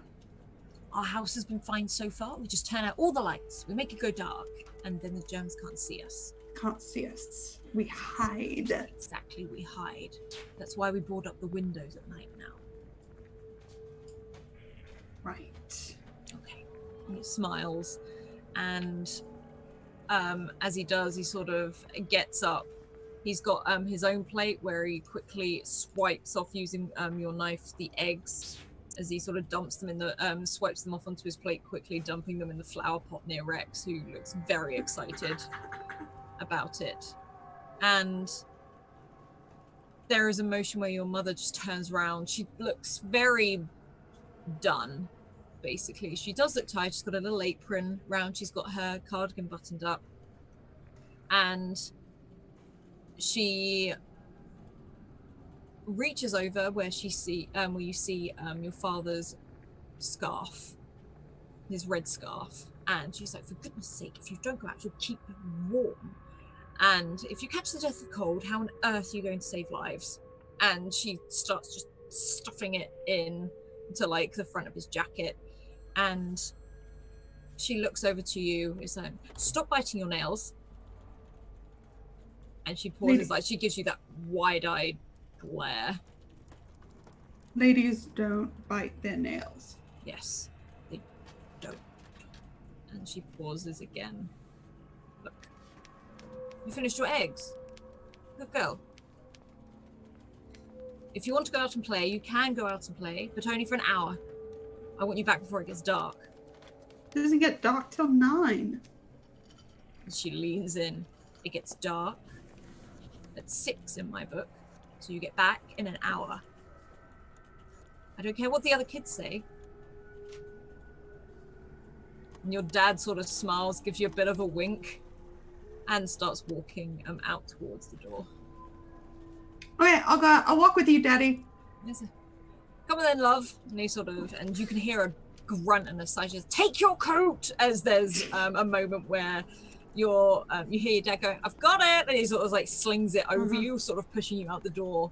I have my trusty torch in it. Yeah, you've big got like oversized that big one. You've got a big heavy duty torch, which is normally kept in like the bomb shelter, but your dad's kind of let you have hold of it.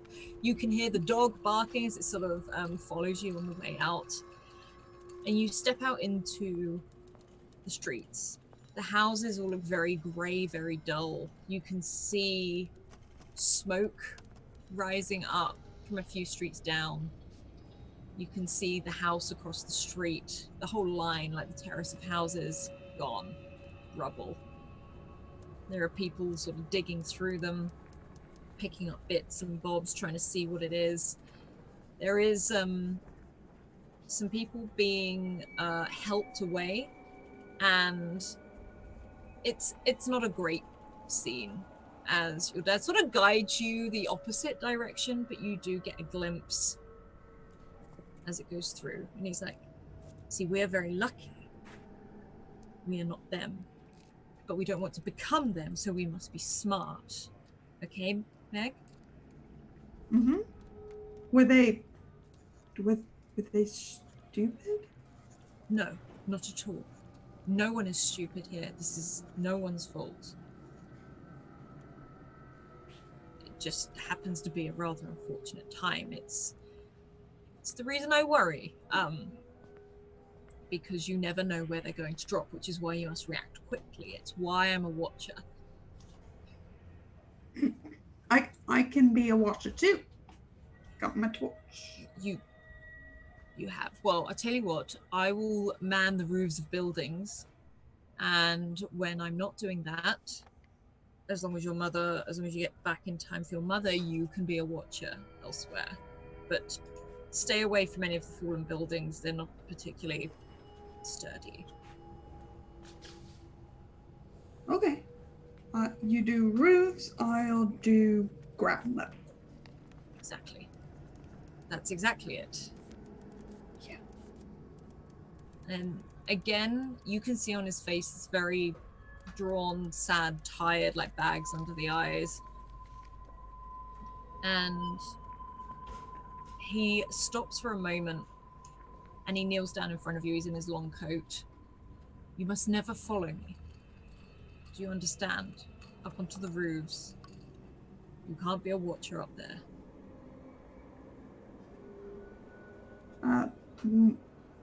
Mum says ladies don't walk about on roofs. This is true, but Mother also says, and he pulls your hand up, that ladies don't bite nails. There's nothing wrong with biting your nails, Meg.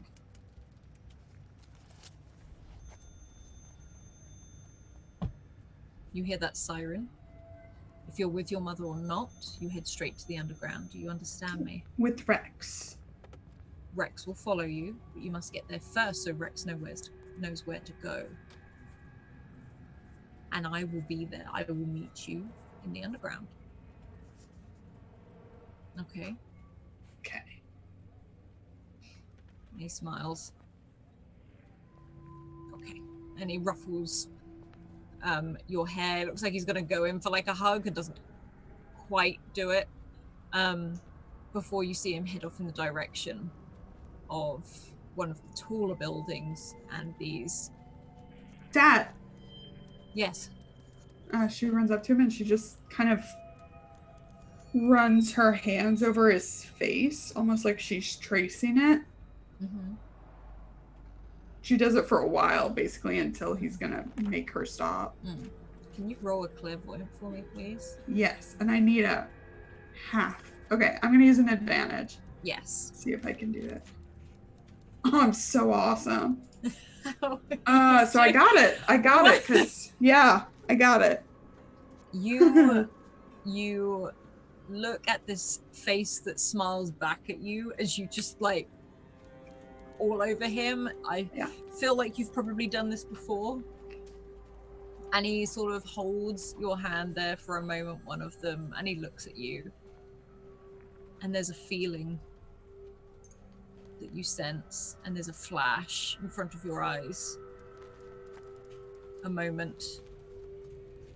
And you see your father's face somewhere else. Somewhere both light and dark, tiled walls. And this other place, he has... His tin hat is gone, his hair is ruffled. And he is shouting. He is screaming and shouting what seems to be at you as he's reaching out towards you, pointing with his finger. And I'll say on that roll, you see the words mouthed, "Run, Meg."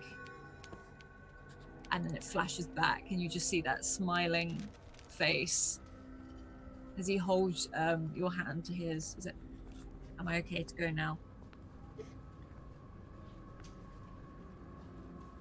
You all right? Because those eggs are a bit funny, aren't they? Uh-huh.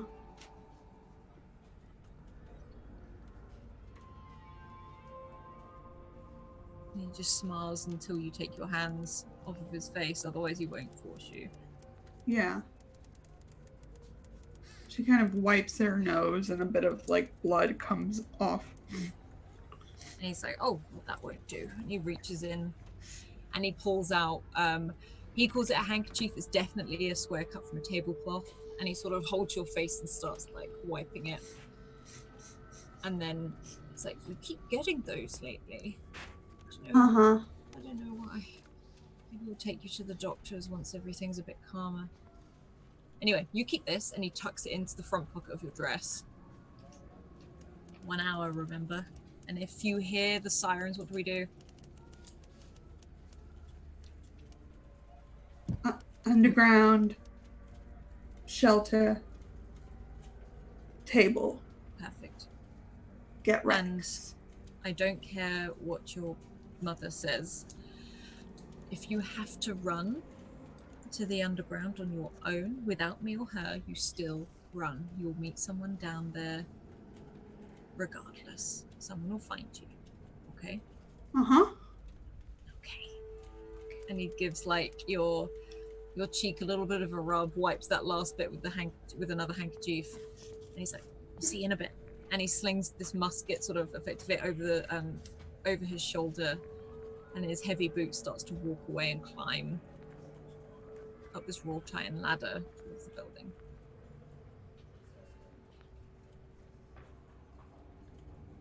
You see him climb all the way up to the top, and he effectively just perches himself on the edge. And from this distance, you can see him already start to tuck into that Spam and that bread roll, trying to like. It's not very spreadable, but you can see he's trying to do something with it. After she watches him for a while, she's going to go find some friends to play with. Okay. Definitely not think about climbing up on the roofs later. Absolutely not. And with that, we're going to hop over to Dewey. Dewey, you are... Where are you? Are you in your dad's shop? Are you in the house? Where would you be at this sort of time? Dewey's probably in his dad's shop. Yeah, because he said it was like probably like 5-ish. Mm-hmm. Yeah, so he's definitely there, especially as his dad is cleaning up. And yeah, just whenever his dad, like, he's handing him the wrench or whatever because he can't do much at this age because it's way too dangerous. And so just handing tools out to his dad. And you are stood there. You're probably covered in oil and dirt, very much like your dad is. You know your mum is not going to be happy about that, but she doesn't mind too much because you're with your dad. And there is a moment where you hear that clang and your dad pushes himself out from underneath this car he's working on. This car is an ambulance. He's in charge of keeping them maintained. It was around during the Blitz when things go wrong. And he's like, stands up, wipes his hands on this rag and tosses it your way. He's like, wipe your hands, Dewey. Oh, yep. Okay. Wipes them off. Wipe your hands, perfect. Now we go put the tools back in exactly where I labeled them. And your dad is very particular about his lineup of tools. He has labeled where they all need to go. You're not too sure if it's for your benefit or his. But he smiles, goes, "Can you go put those back for me?" Yeah, sure thing, Dad. And Yeah. runs over and starts trying to put them back. Yeah. You sort of, in the distance, you hear like a knock from somewhere. And he goes, "Hang on a minute, I'll go check that." And your mum pokes her head round the door. And it's like, "Dewey! Hi, Mom! Jason's at the door." Oh, okay. Okay. Can I go? If you're back in about before dark. Okay. I think he brought his sister with him as well. I would say take Mary, but maybe not. And you can see Mary stood like behind your mum, this very little girl clutching what looks like a homemade teddy bear, which is like almost made up of socks and whatnot, as she clutches it tightly, sort of glaring at the she knows she's not going to be able to come out due to what's been going on. And she's like, "Just don't be long, Mary. I need your help in the kitchen." And she just sort of does that and starts wandering after your mum. Yeah, so whatever tools I have left, I kind of just put them up somewhere. Like, oh yeah, I think I remember the order they go in, and then I run off very enthusiastically. You hear like oh god, as you hear that clang as he starts moving stuff around again and close the door. You throw, you head towards the front door, and Fran, your brother, Jason, is on the other side. He looks rather impatient. The door has been not closed, but like, is pushed to, and he's like, come on, Dewey, come on, hurry up, I haven't got time. And he's like, Fran, he always takes forever. no, well, I know, but I did tell him I was coming. I don't know if you remembered, but come on. And he sort of like knocks again, and Dewey, you can hear that knock at the door as you basically arrive at it. And I come out. Hi. Sorry, I forgot again. I was just helping Dad in the shop. You take forever, and he throws like this brown like leather football at you. Forever. Why are you never on time? Come on. Oh, Fran's coming. Oh, hi, Fran. Hi. Jason looks between both of you like, you're both so weird, and starts walking off in the direction. And he's like, look, I know some of the other kids are playing down by the main street. I mean, it's pretty clear now, and it's not too far to go. I mean, that sounds fine to me. I'm just here. Okay. And like, Jason sort of looks to you, Dewey. He's like, we'll kick it then. Oh, right, yeah. And he goes and kicks the ball. You sort of like kick the ball backwards and forwards a little bit as you go. And are you good at football, or? I can play. Like, I'm not horrible, but I'm no like great professional football player. Yeah, you've got the sort of the knocking the football back and forth to each other as you go. And Jason looks to you and to Fran. Do you think they'll come again tonight? You know, with everything that's going on. I mean, I think it's been a couple days, hasn't it? Do you think that means it's over? I mean, I think that'd be nice. Mum doesn't think so. Mum's always worried. Mum's worried about everything. Yeah, I mean, Dad's not worried. No. He's never worries about anything. And that's what scares Mum. I mean, I just want it to be over. I just want to like go outside for more than a half an hour every day. Go back to the library. I mean, most of it's still there. They took loads of the books into the underground to keep them safe. Yeah. You took them all away. I still have that one that I'm not supposed to have that I kept for a really long time. Maybe since the library's not really there, all the records that I kept books out that I wasn't supposed to keep are gone too. That would be nice. Makes sense. Half the building's gone. I mean, I don't really know what to make of it, if I'm honest. But they say the underground's the safest place to go during some of the bombings. Yeah. I mean, you're supposed to run under there, I guess. I don't know, it's kind of dark. And there's so many people. It is. But isn't it something like safety in numbers, or... I mean, they've got to light lamps down there and stuff, right? I know it's been taking prisoners down there. I mean, if they keep telling us to go down there, then there must be, And I mean, I guess the library books are down there, so that's a good reason. I wonder if we could go down there and find them all. I mean, Can you imagine? he sort of pauses and looks at this tiny little watch, which you know his dad gave him, which is probably your dad's old watch. He's like, I mean, we've got time. You want to try? Let's go, friend. Are we really gonna go look for the library books?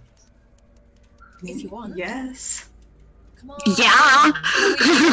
Oh, great. Okay, look, I found the they're not really patrolling the entrance so much anymore. They're just ferrying stuff in and out.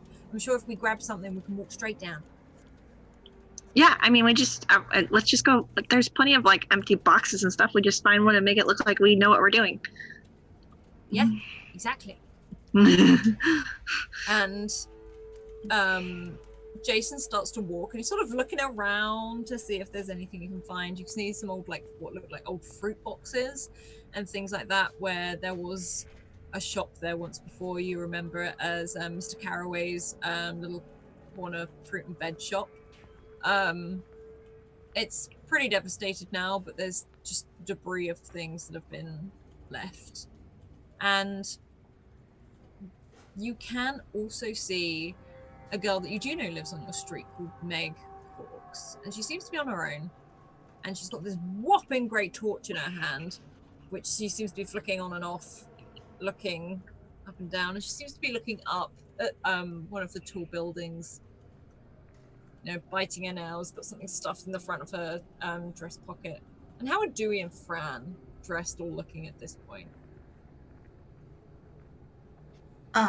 So Dewey he has a button-up collared shirt. It probably has some oil stains on it at this point, but you could tell like it was like a nice like white shirt, but just because he's been working, his sleeves are rolled up, and just some nicer jeans, you know, and kind of if he hadn't been working in his dad's like mechanic shop, like he would be dressed very well.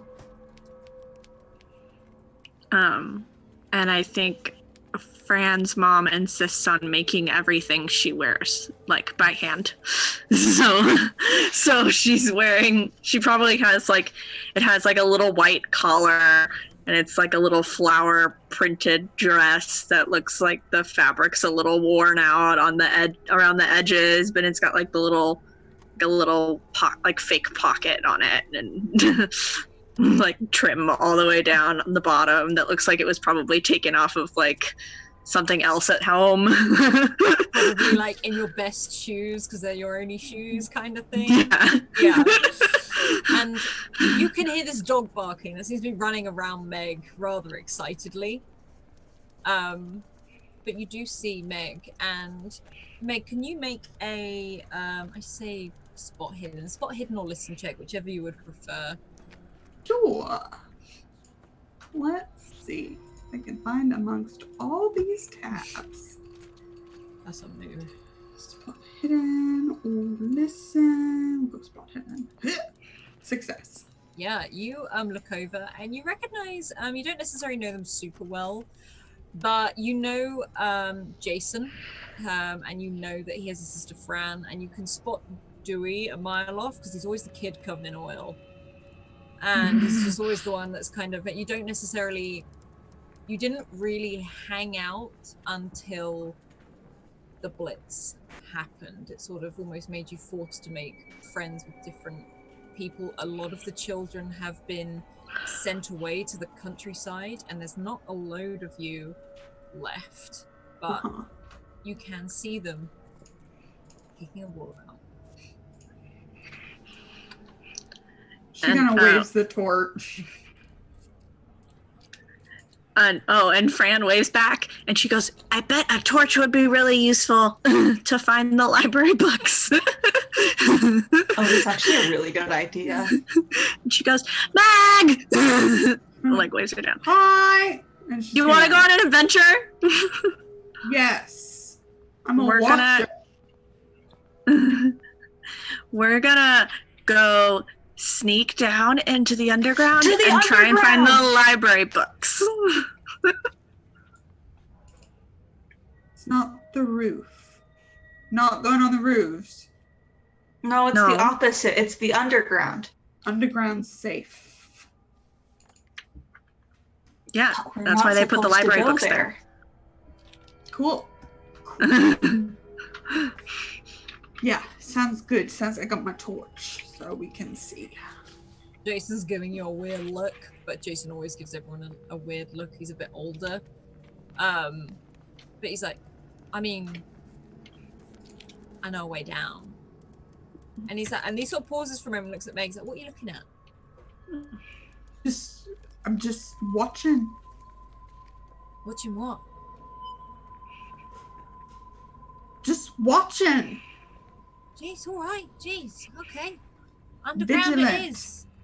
Yeah.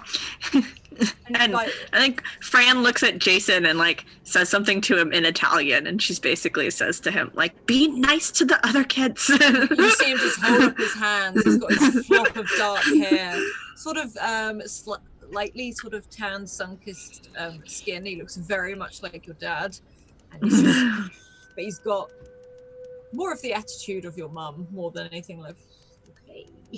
And he starts to walk away. Is Jason cute?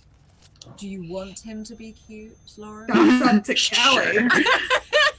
Yes, I want this to happen. Yes. He is a young Italian. Have you met me? Wait. Lindy, Steve, are you still in chat? He's Italian. I'm in love. Ah, she is.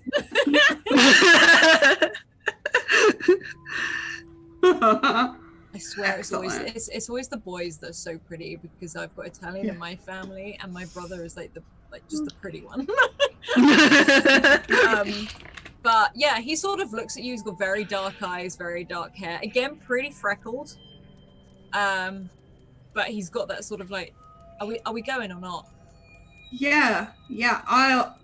Well, you know where it is, but I'll hold the torch while you lead. Yeah, you do that. Okay, come on then. And he starts like moving all three of you in the direction towards the London Underground. And Fran is like pretending they're on a secret mission. Like, yeah, you can proper stealth this. You see some kids moving around. The adults are so busy either moving rubble or getting provisions down that they just don't seem to notice you half the time. And we're gonna hop over to Jane. Where would Jane be at this point, and what does Jane look like? So Jane would probably be at her house. She would probably be with her father tinkering with something or other because he is very interested in just electricity, in mechanics. So probably like fixing up an old radio. She is 7 years old. She's already a very precocious 7-year-old. Probably one of those people in class that like raises their hand and is a big know-it-all. She's got the same brown hair that she has, but instead of it being in a bun, which she now wears it's like kind of around her shoulders, and she's dressed very properly. However properly you could dress a 7-year-old girl in like those 1940s dresses with like the little frills. The frills. Yeah. Long sleeves with the little lace on the sleeves as well, but instead of going all the way down, it just kind of goes to her knees, and she's wearing socks and like almost like Mary Jane's. Very proper even at 7 years old. Yeah, you can see your dad is almost like squatted on a chair as he's like tinkering with things and moving bits and bobs and twisting it. You can hear like that crunch of the metal there as he's moving things around. He's in his workshop and you're with him, and it is full of all manner of things. There's things hanging from the ceiling, things that he constantly tells you not to do, especially with the bombings going on, not to have anything hanging from the ceilings, but out of habit, he hangs stuff up, normally because he wants them easy to reach without taking his eyes off of what he's doing. But he sort of sits back in one of his chairs and lets out a huge sigh. And he's not really short, but he's shorter. He's not very, very tall. You can see this dark brown hair, very much the same color as yours, chopped very, very short. He has a shirt which is rolled up at the sleeves as he sort of sits there with his hands on his knees, these trousers rolled up around the bottom, and these heavy duty boots, which you know he had from the First War, these big heavy army boots that laces are always untied. He's absolutely particular about detail in everything other than his own appearance. And you know when he leaves the house, he smartens right up. But just in this room, he'll even smarten up for dinner, but even in this room, this is where he is untidy. And he looks to you and he's like, right, Jane, you've got 2 hours till dinner. You can either go outside, you can do something else, or what I'm saying is do whatever you want until it gets dark. Oh, well, I guess I could go outside, Dad. I mean, do you need my help here? He sort of looks around and pauses around.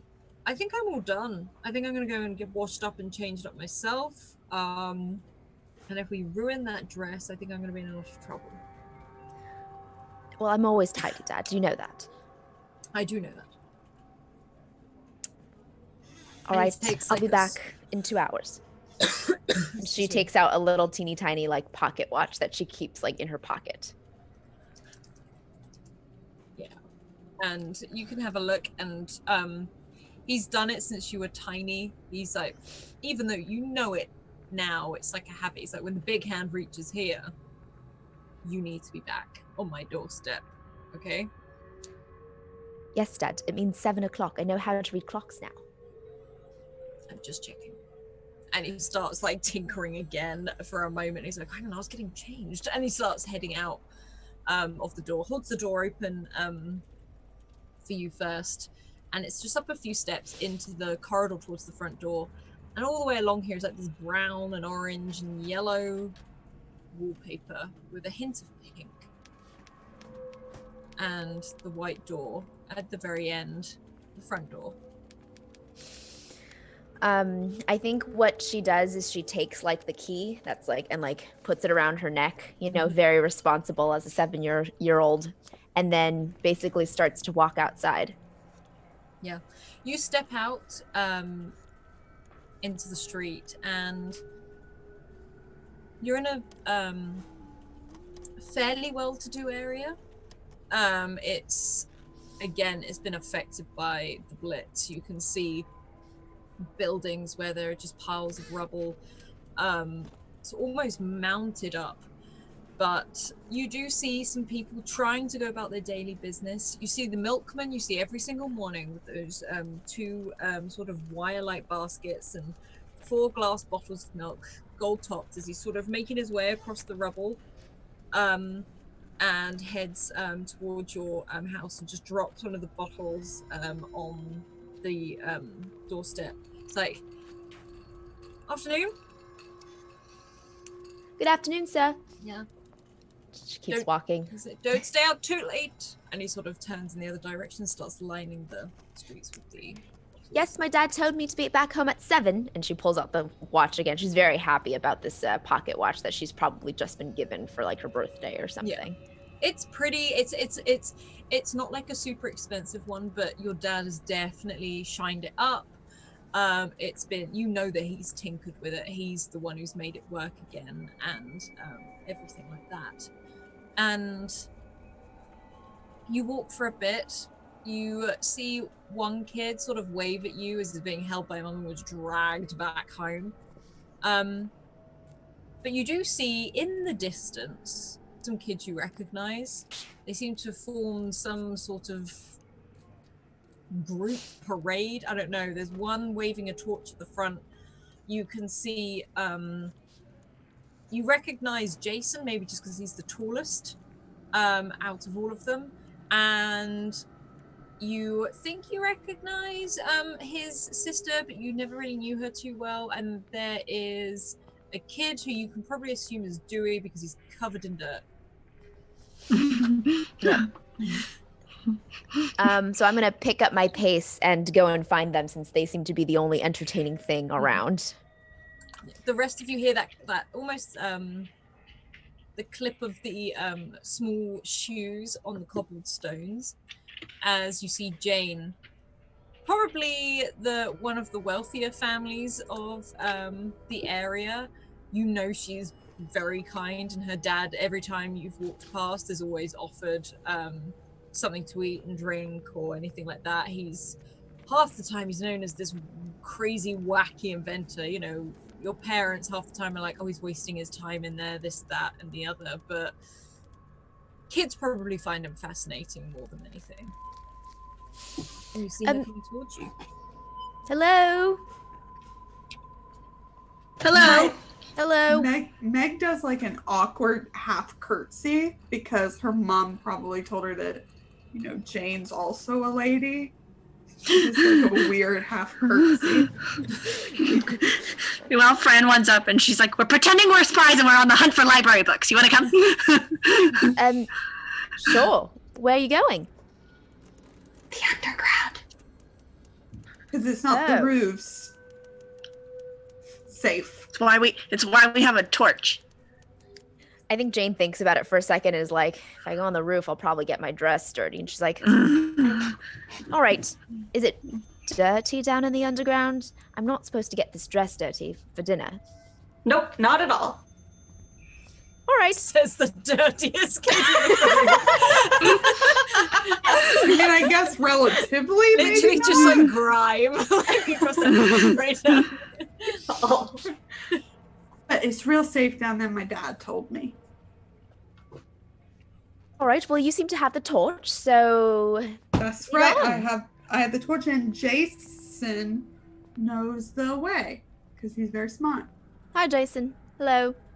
Hi, Jane. And he sort of just gives like a half wave, and there's a moment where he continues to walk. He just keeps going. He's almost like, I'm picking these kids up as I go, and keeps walking. Meg scampers to catch up. You sort of like catch up. He looks at you for a moment, so like, you all right? And Yeah. Fran spends a lot of time pretending to hide behind things. yeah, Like, it's the wall. she's really into this spy narrative that she's formed in her head.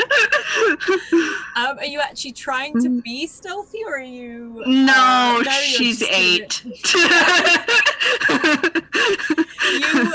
You can see what looks to be a very low to the ground building. It's got white pillars outside. It's boarded up. There's a lot of stone. And it has the entrance to the underground. And it's called Park Green.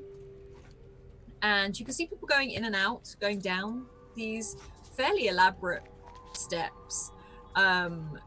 They look a bit not grimy, but they don't look like they were cleaned this morning.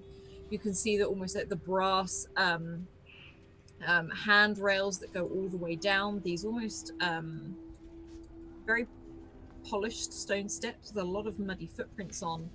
You can see people you know, like shop owners and some of the other parents, just people you see in your everyday life. You see some of the school teachers from your local school going up and down carrying things here and there. You even see some kids following them down, helping their parents with carrying blankets down into this underground.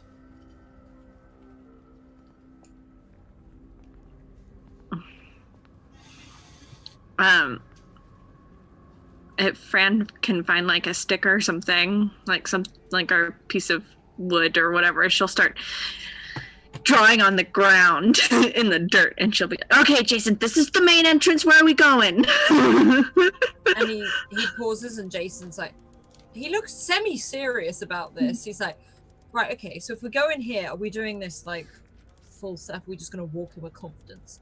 Dad says something about walking with confidence gets you in anywhere, and I've seen him do it. Yeah, you just pretend like you belong there, and everybody just agrees with you. Yes, yeah, no. That's what Dad says. Yeah, you're right. So how do you walk like you belong in the underground? You stand tall. You push back your shoulders, and you look in the direction you're going to walk, and you just walk. Don't make eye contact with anyone else. March, almost like walk with purpose, as Dad says. Very serious. Jane immediately does this. She like stands up really straight, shoulders back. She looks almost like like the Mulan walk from like the 1997 movie. There you go.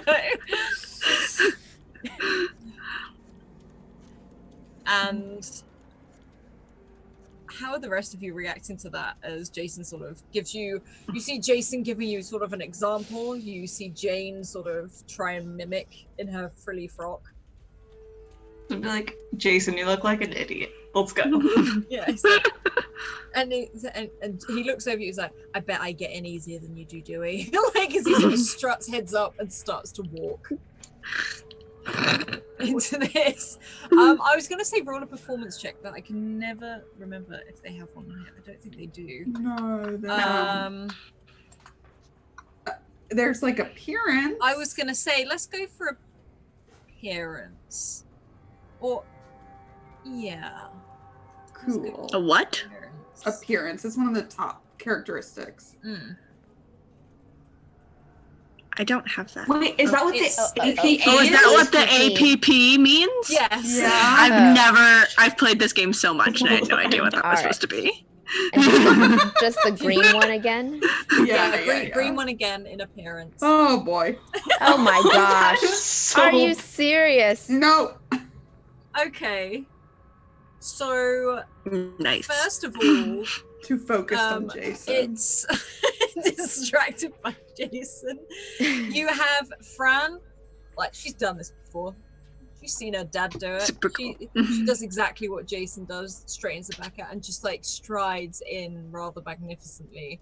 How does she look, Kelly, as Fran strides in with confidence? Like borderline ridiculous in her like dusty dress and like her super scuffed now shoes, and I think she still has whatever piece of stick she was drawing in the dirt in, and she's like and like trying not to like hit herself with it. Yeah, you sort of march down these steps, weave in between these adults. So you think maybe if one or two did give a glance, you didn't see them.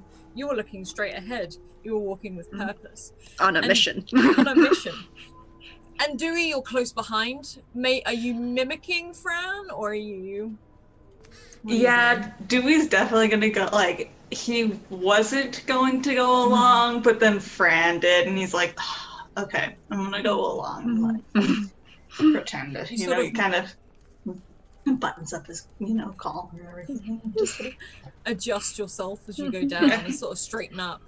And Meg, Jason is too distracting. You see him sort of walk off, and you sort of get mesmerized for a moment before you realize you're being left behind slightly. So how do you react?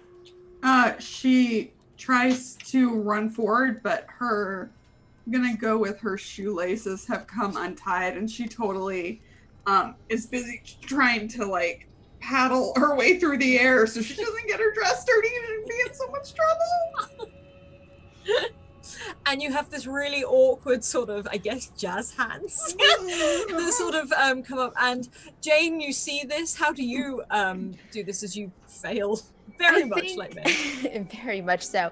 I think she just looks the most ridiculous because she has this lacy dress on and she's trying to like make her way through this rubble without getting dirty while she's like trying to like walk in this like very confident way. And I think she just trips and falls and her dress is just horrendously messed up. Yeah, there's a bit of a skid. It's just ruined. You sort of knock into Meg a little bit, and there's just down the front of your dress, Jane, it's just dirt. It's like dust. It's mud. It's what people have walked into this tube station, basically.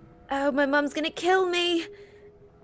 and you all walk in. You can see definitely two adults stop in front of you. Meg and Jane. Jane, you're pulled up by an adult. It's like, what are you kids doing? Watching. Watching what? You're what's his name's girl, aren't you? No. Okay, right, hang on. What? And I don't have anything in persuade. no, I was gonna say you have nothing in persuasion. I will let you fast talk him. That's If worse. you do. Oh, okay. Just roll a persuade. I'll just roll persuade. Wait, I have charm. Charm. Roll charm, but you And I do have have to advantage- charm me. I have as well. advantage on charm checks because of my smooth talker talent. You just- okay. What do you say to this man who's like, Oh. aren't you? What's his name's girl? No, yeah, no, I'm Grant. My headphone fell out. This is good. You're charming me so I'm- well, Lauren. Who am I? Woo, Who's my my charisma. father? What's my last name? Yeah, I'm Margaret Hawks. My dad is Grant Hawks, and he told me that I could come down here and watch things because I'm very astute. I'm trying to, make sure all my friends aren't getting into trouble by going up on the roofs. And he stares at you for a long old while. She has a very winning smile for Yeah, such an it's that- awkward bean. And he looks briefly at Jane. He's like, is this one of your friends? Yeah, she tripped. And he sort of Jane's looks nodding in the at back. you. Are you okay, young lady? As he looks Stand over at tall. Jane. Yes, I'm fine. She's fine. She's like my protege. I stand very tall. My 10-year-old height. I think I'm the oldest person here besides Jason. I stand very tall.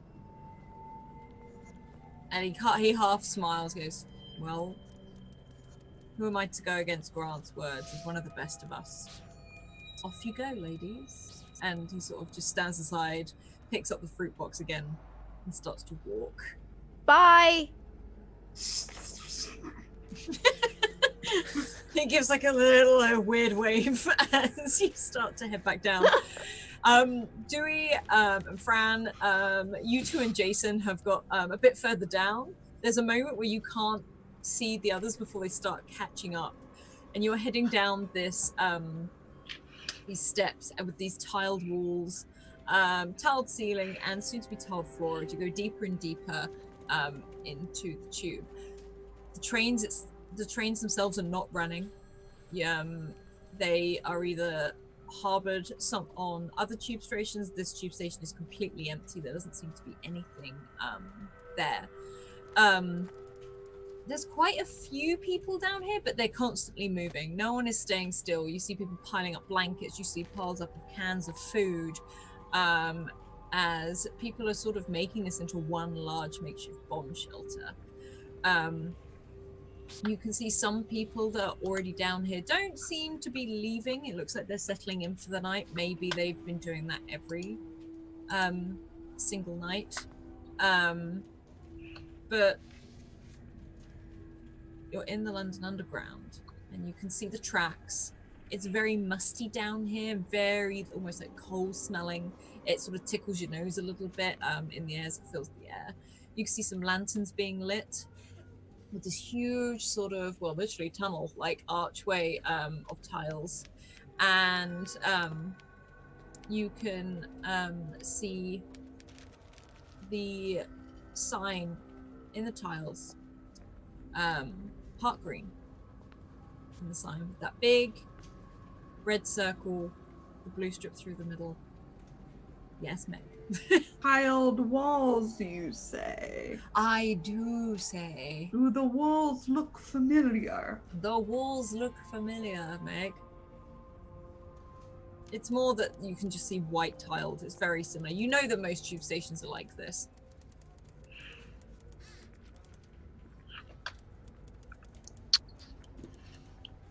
She's just staring at the wall weirdly. I think Fran is really dedicated to the walking with purpose, so she's just kind of picked a direction and is just kind of marching off in like some direction, kind of trying to see if she can find the library books. Yeah, roll me a spot hidden check. The only sound really down here is also Rex that's now currently barking around Meg, especially as Meg is now focused on this wall. Okay. Fran can sniff out a book a mile off. Fran can see the books. You can see them all piled up at the back. You can see a little old lady just like stacking them like up in the thing. You can see her, she's sort of slightly hunched over. You see a shawl over her as she moves things. She's got a little hat and scarf on as it is getting a little bit chillier. And she sees you approaching. And you know her, she is the librarian. You know her as Martha. She is very much like, please call me Martha. She's like, hello, Fran. What are you doing down here already?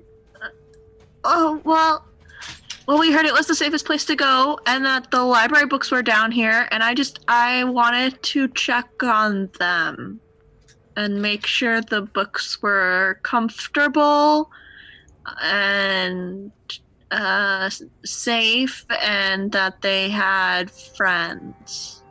And she sort of pauses and looks at you, nods for a long time through every single thing you say, and smiles. And so, as you can see, they're absolutely fine. I figured I'd move them down here. I don't care what those nasty bombs do. They're not getting my books. No, never. And she sort of pauses. It's like, don't you have one of them? She has a mind like clock. She's like, it's okay, dear. There's a war on. I'll let you. I'm pretty sure I'll let that slip by. Yeah, I just have the one.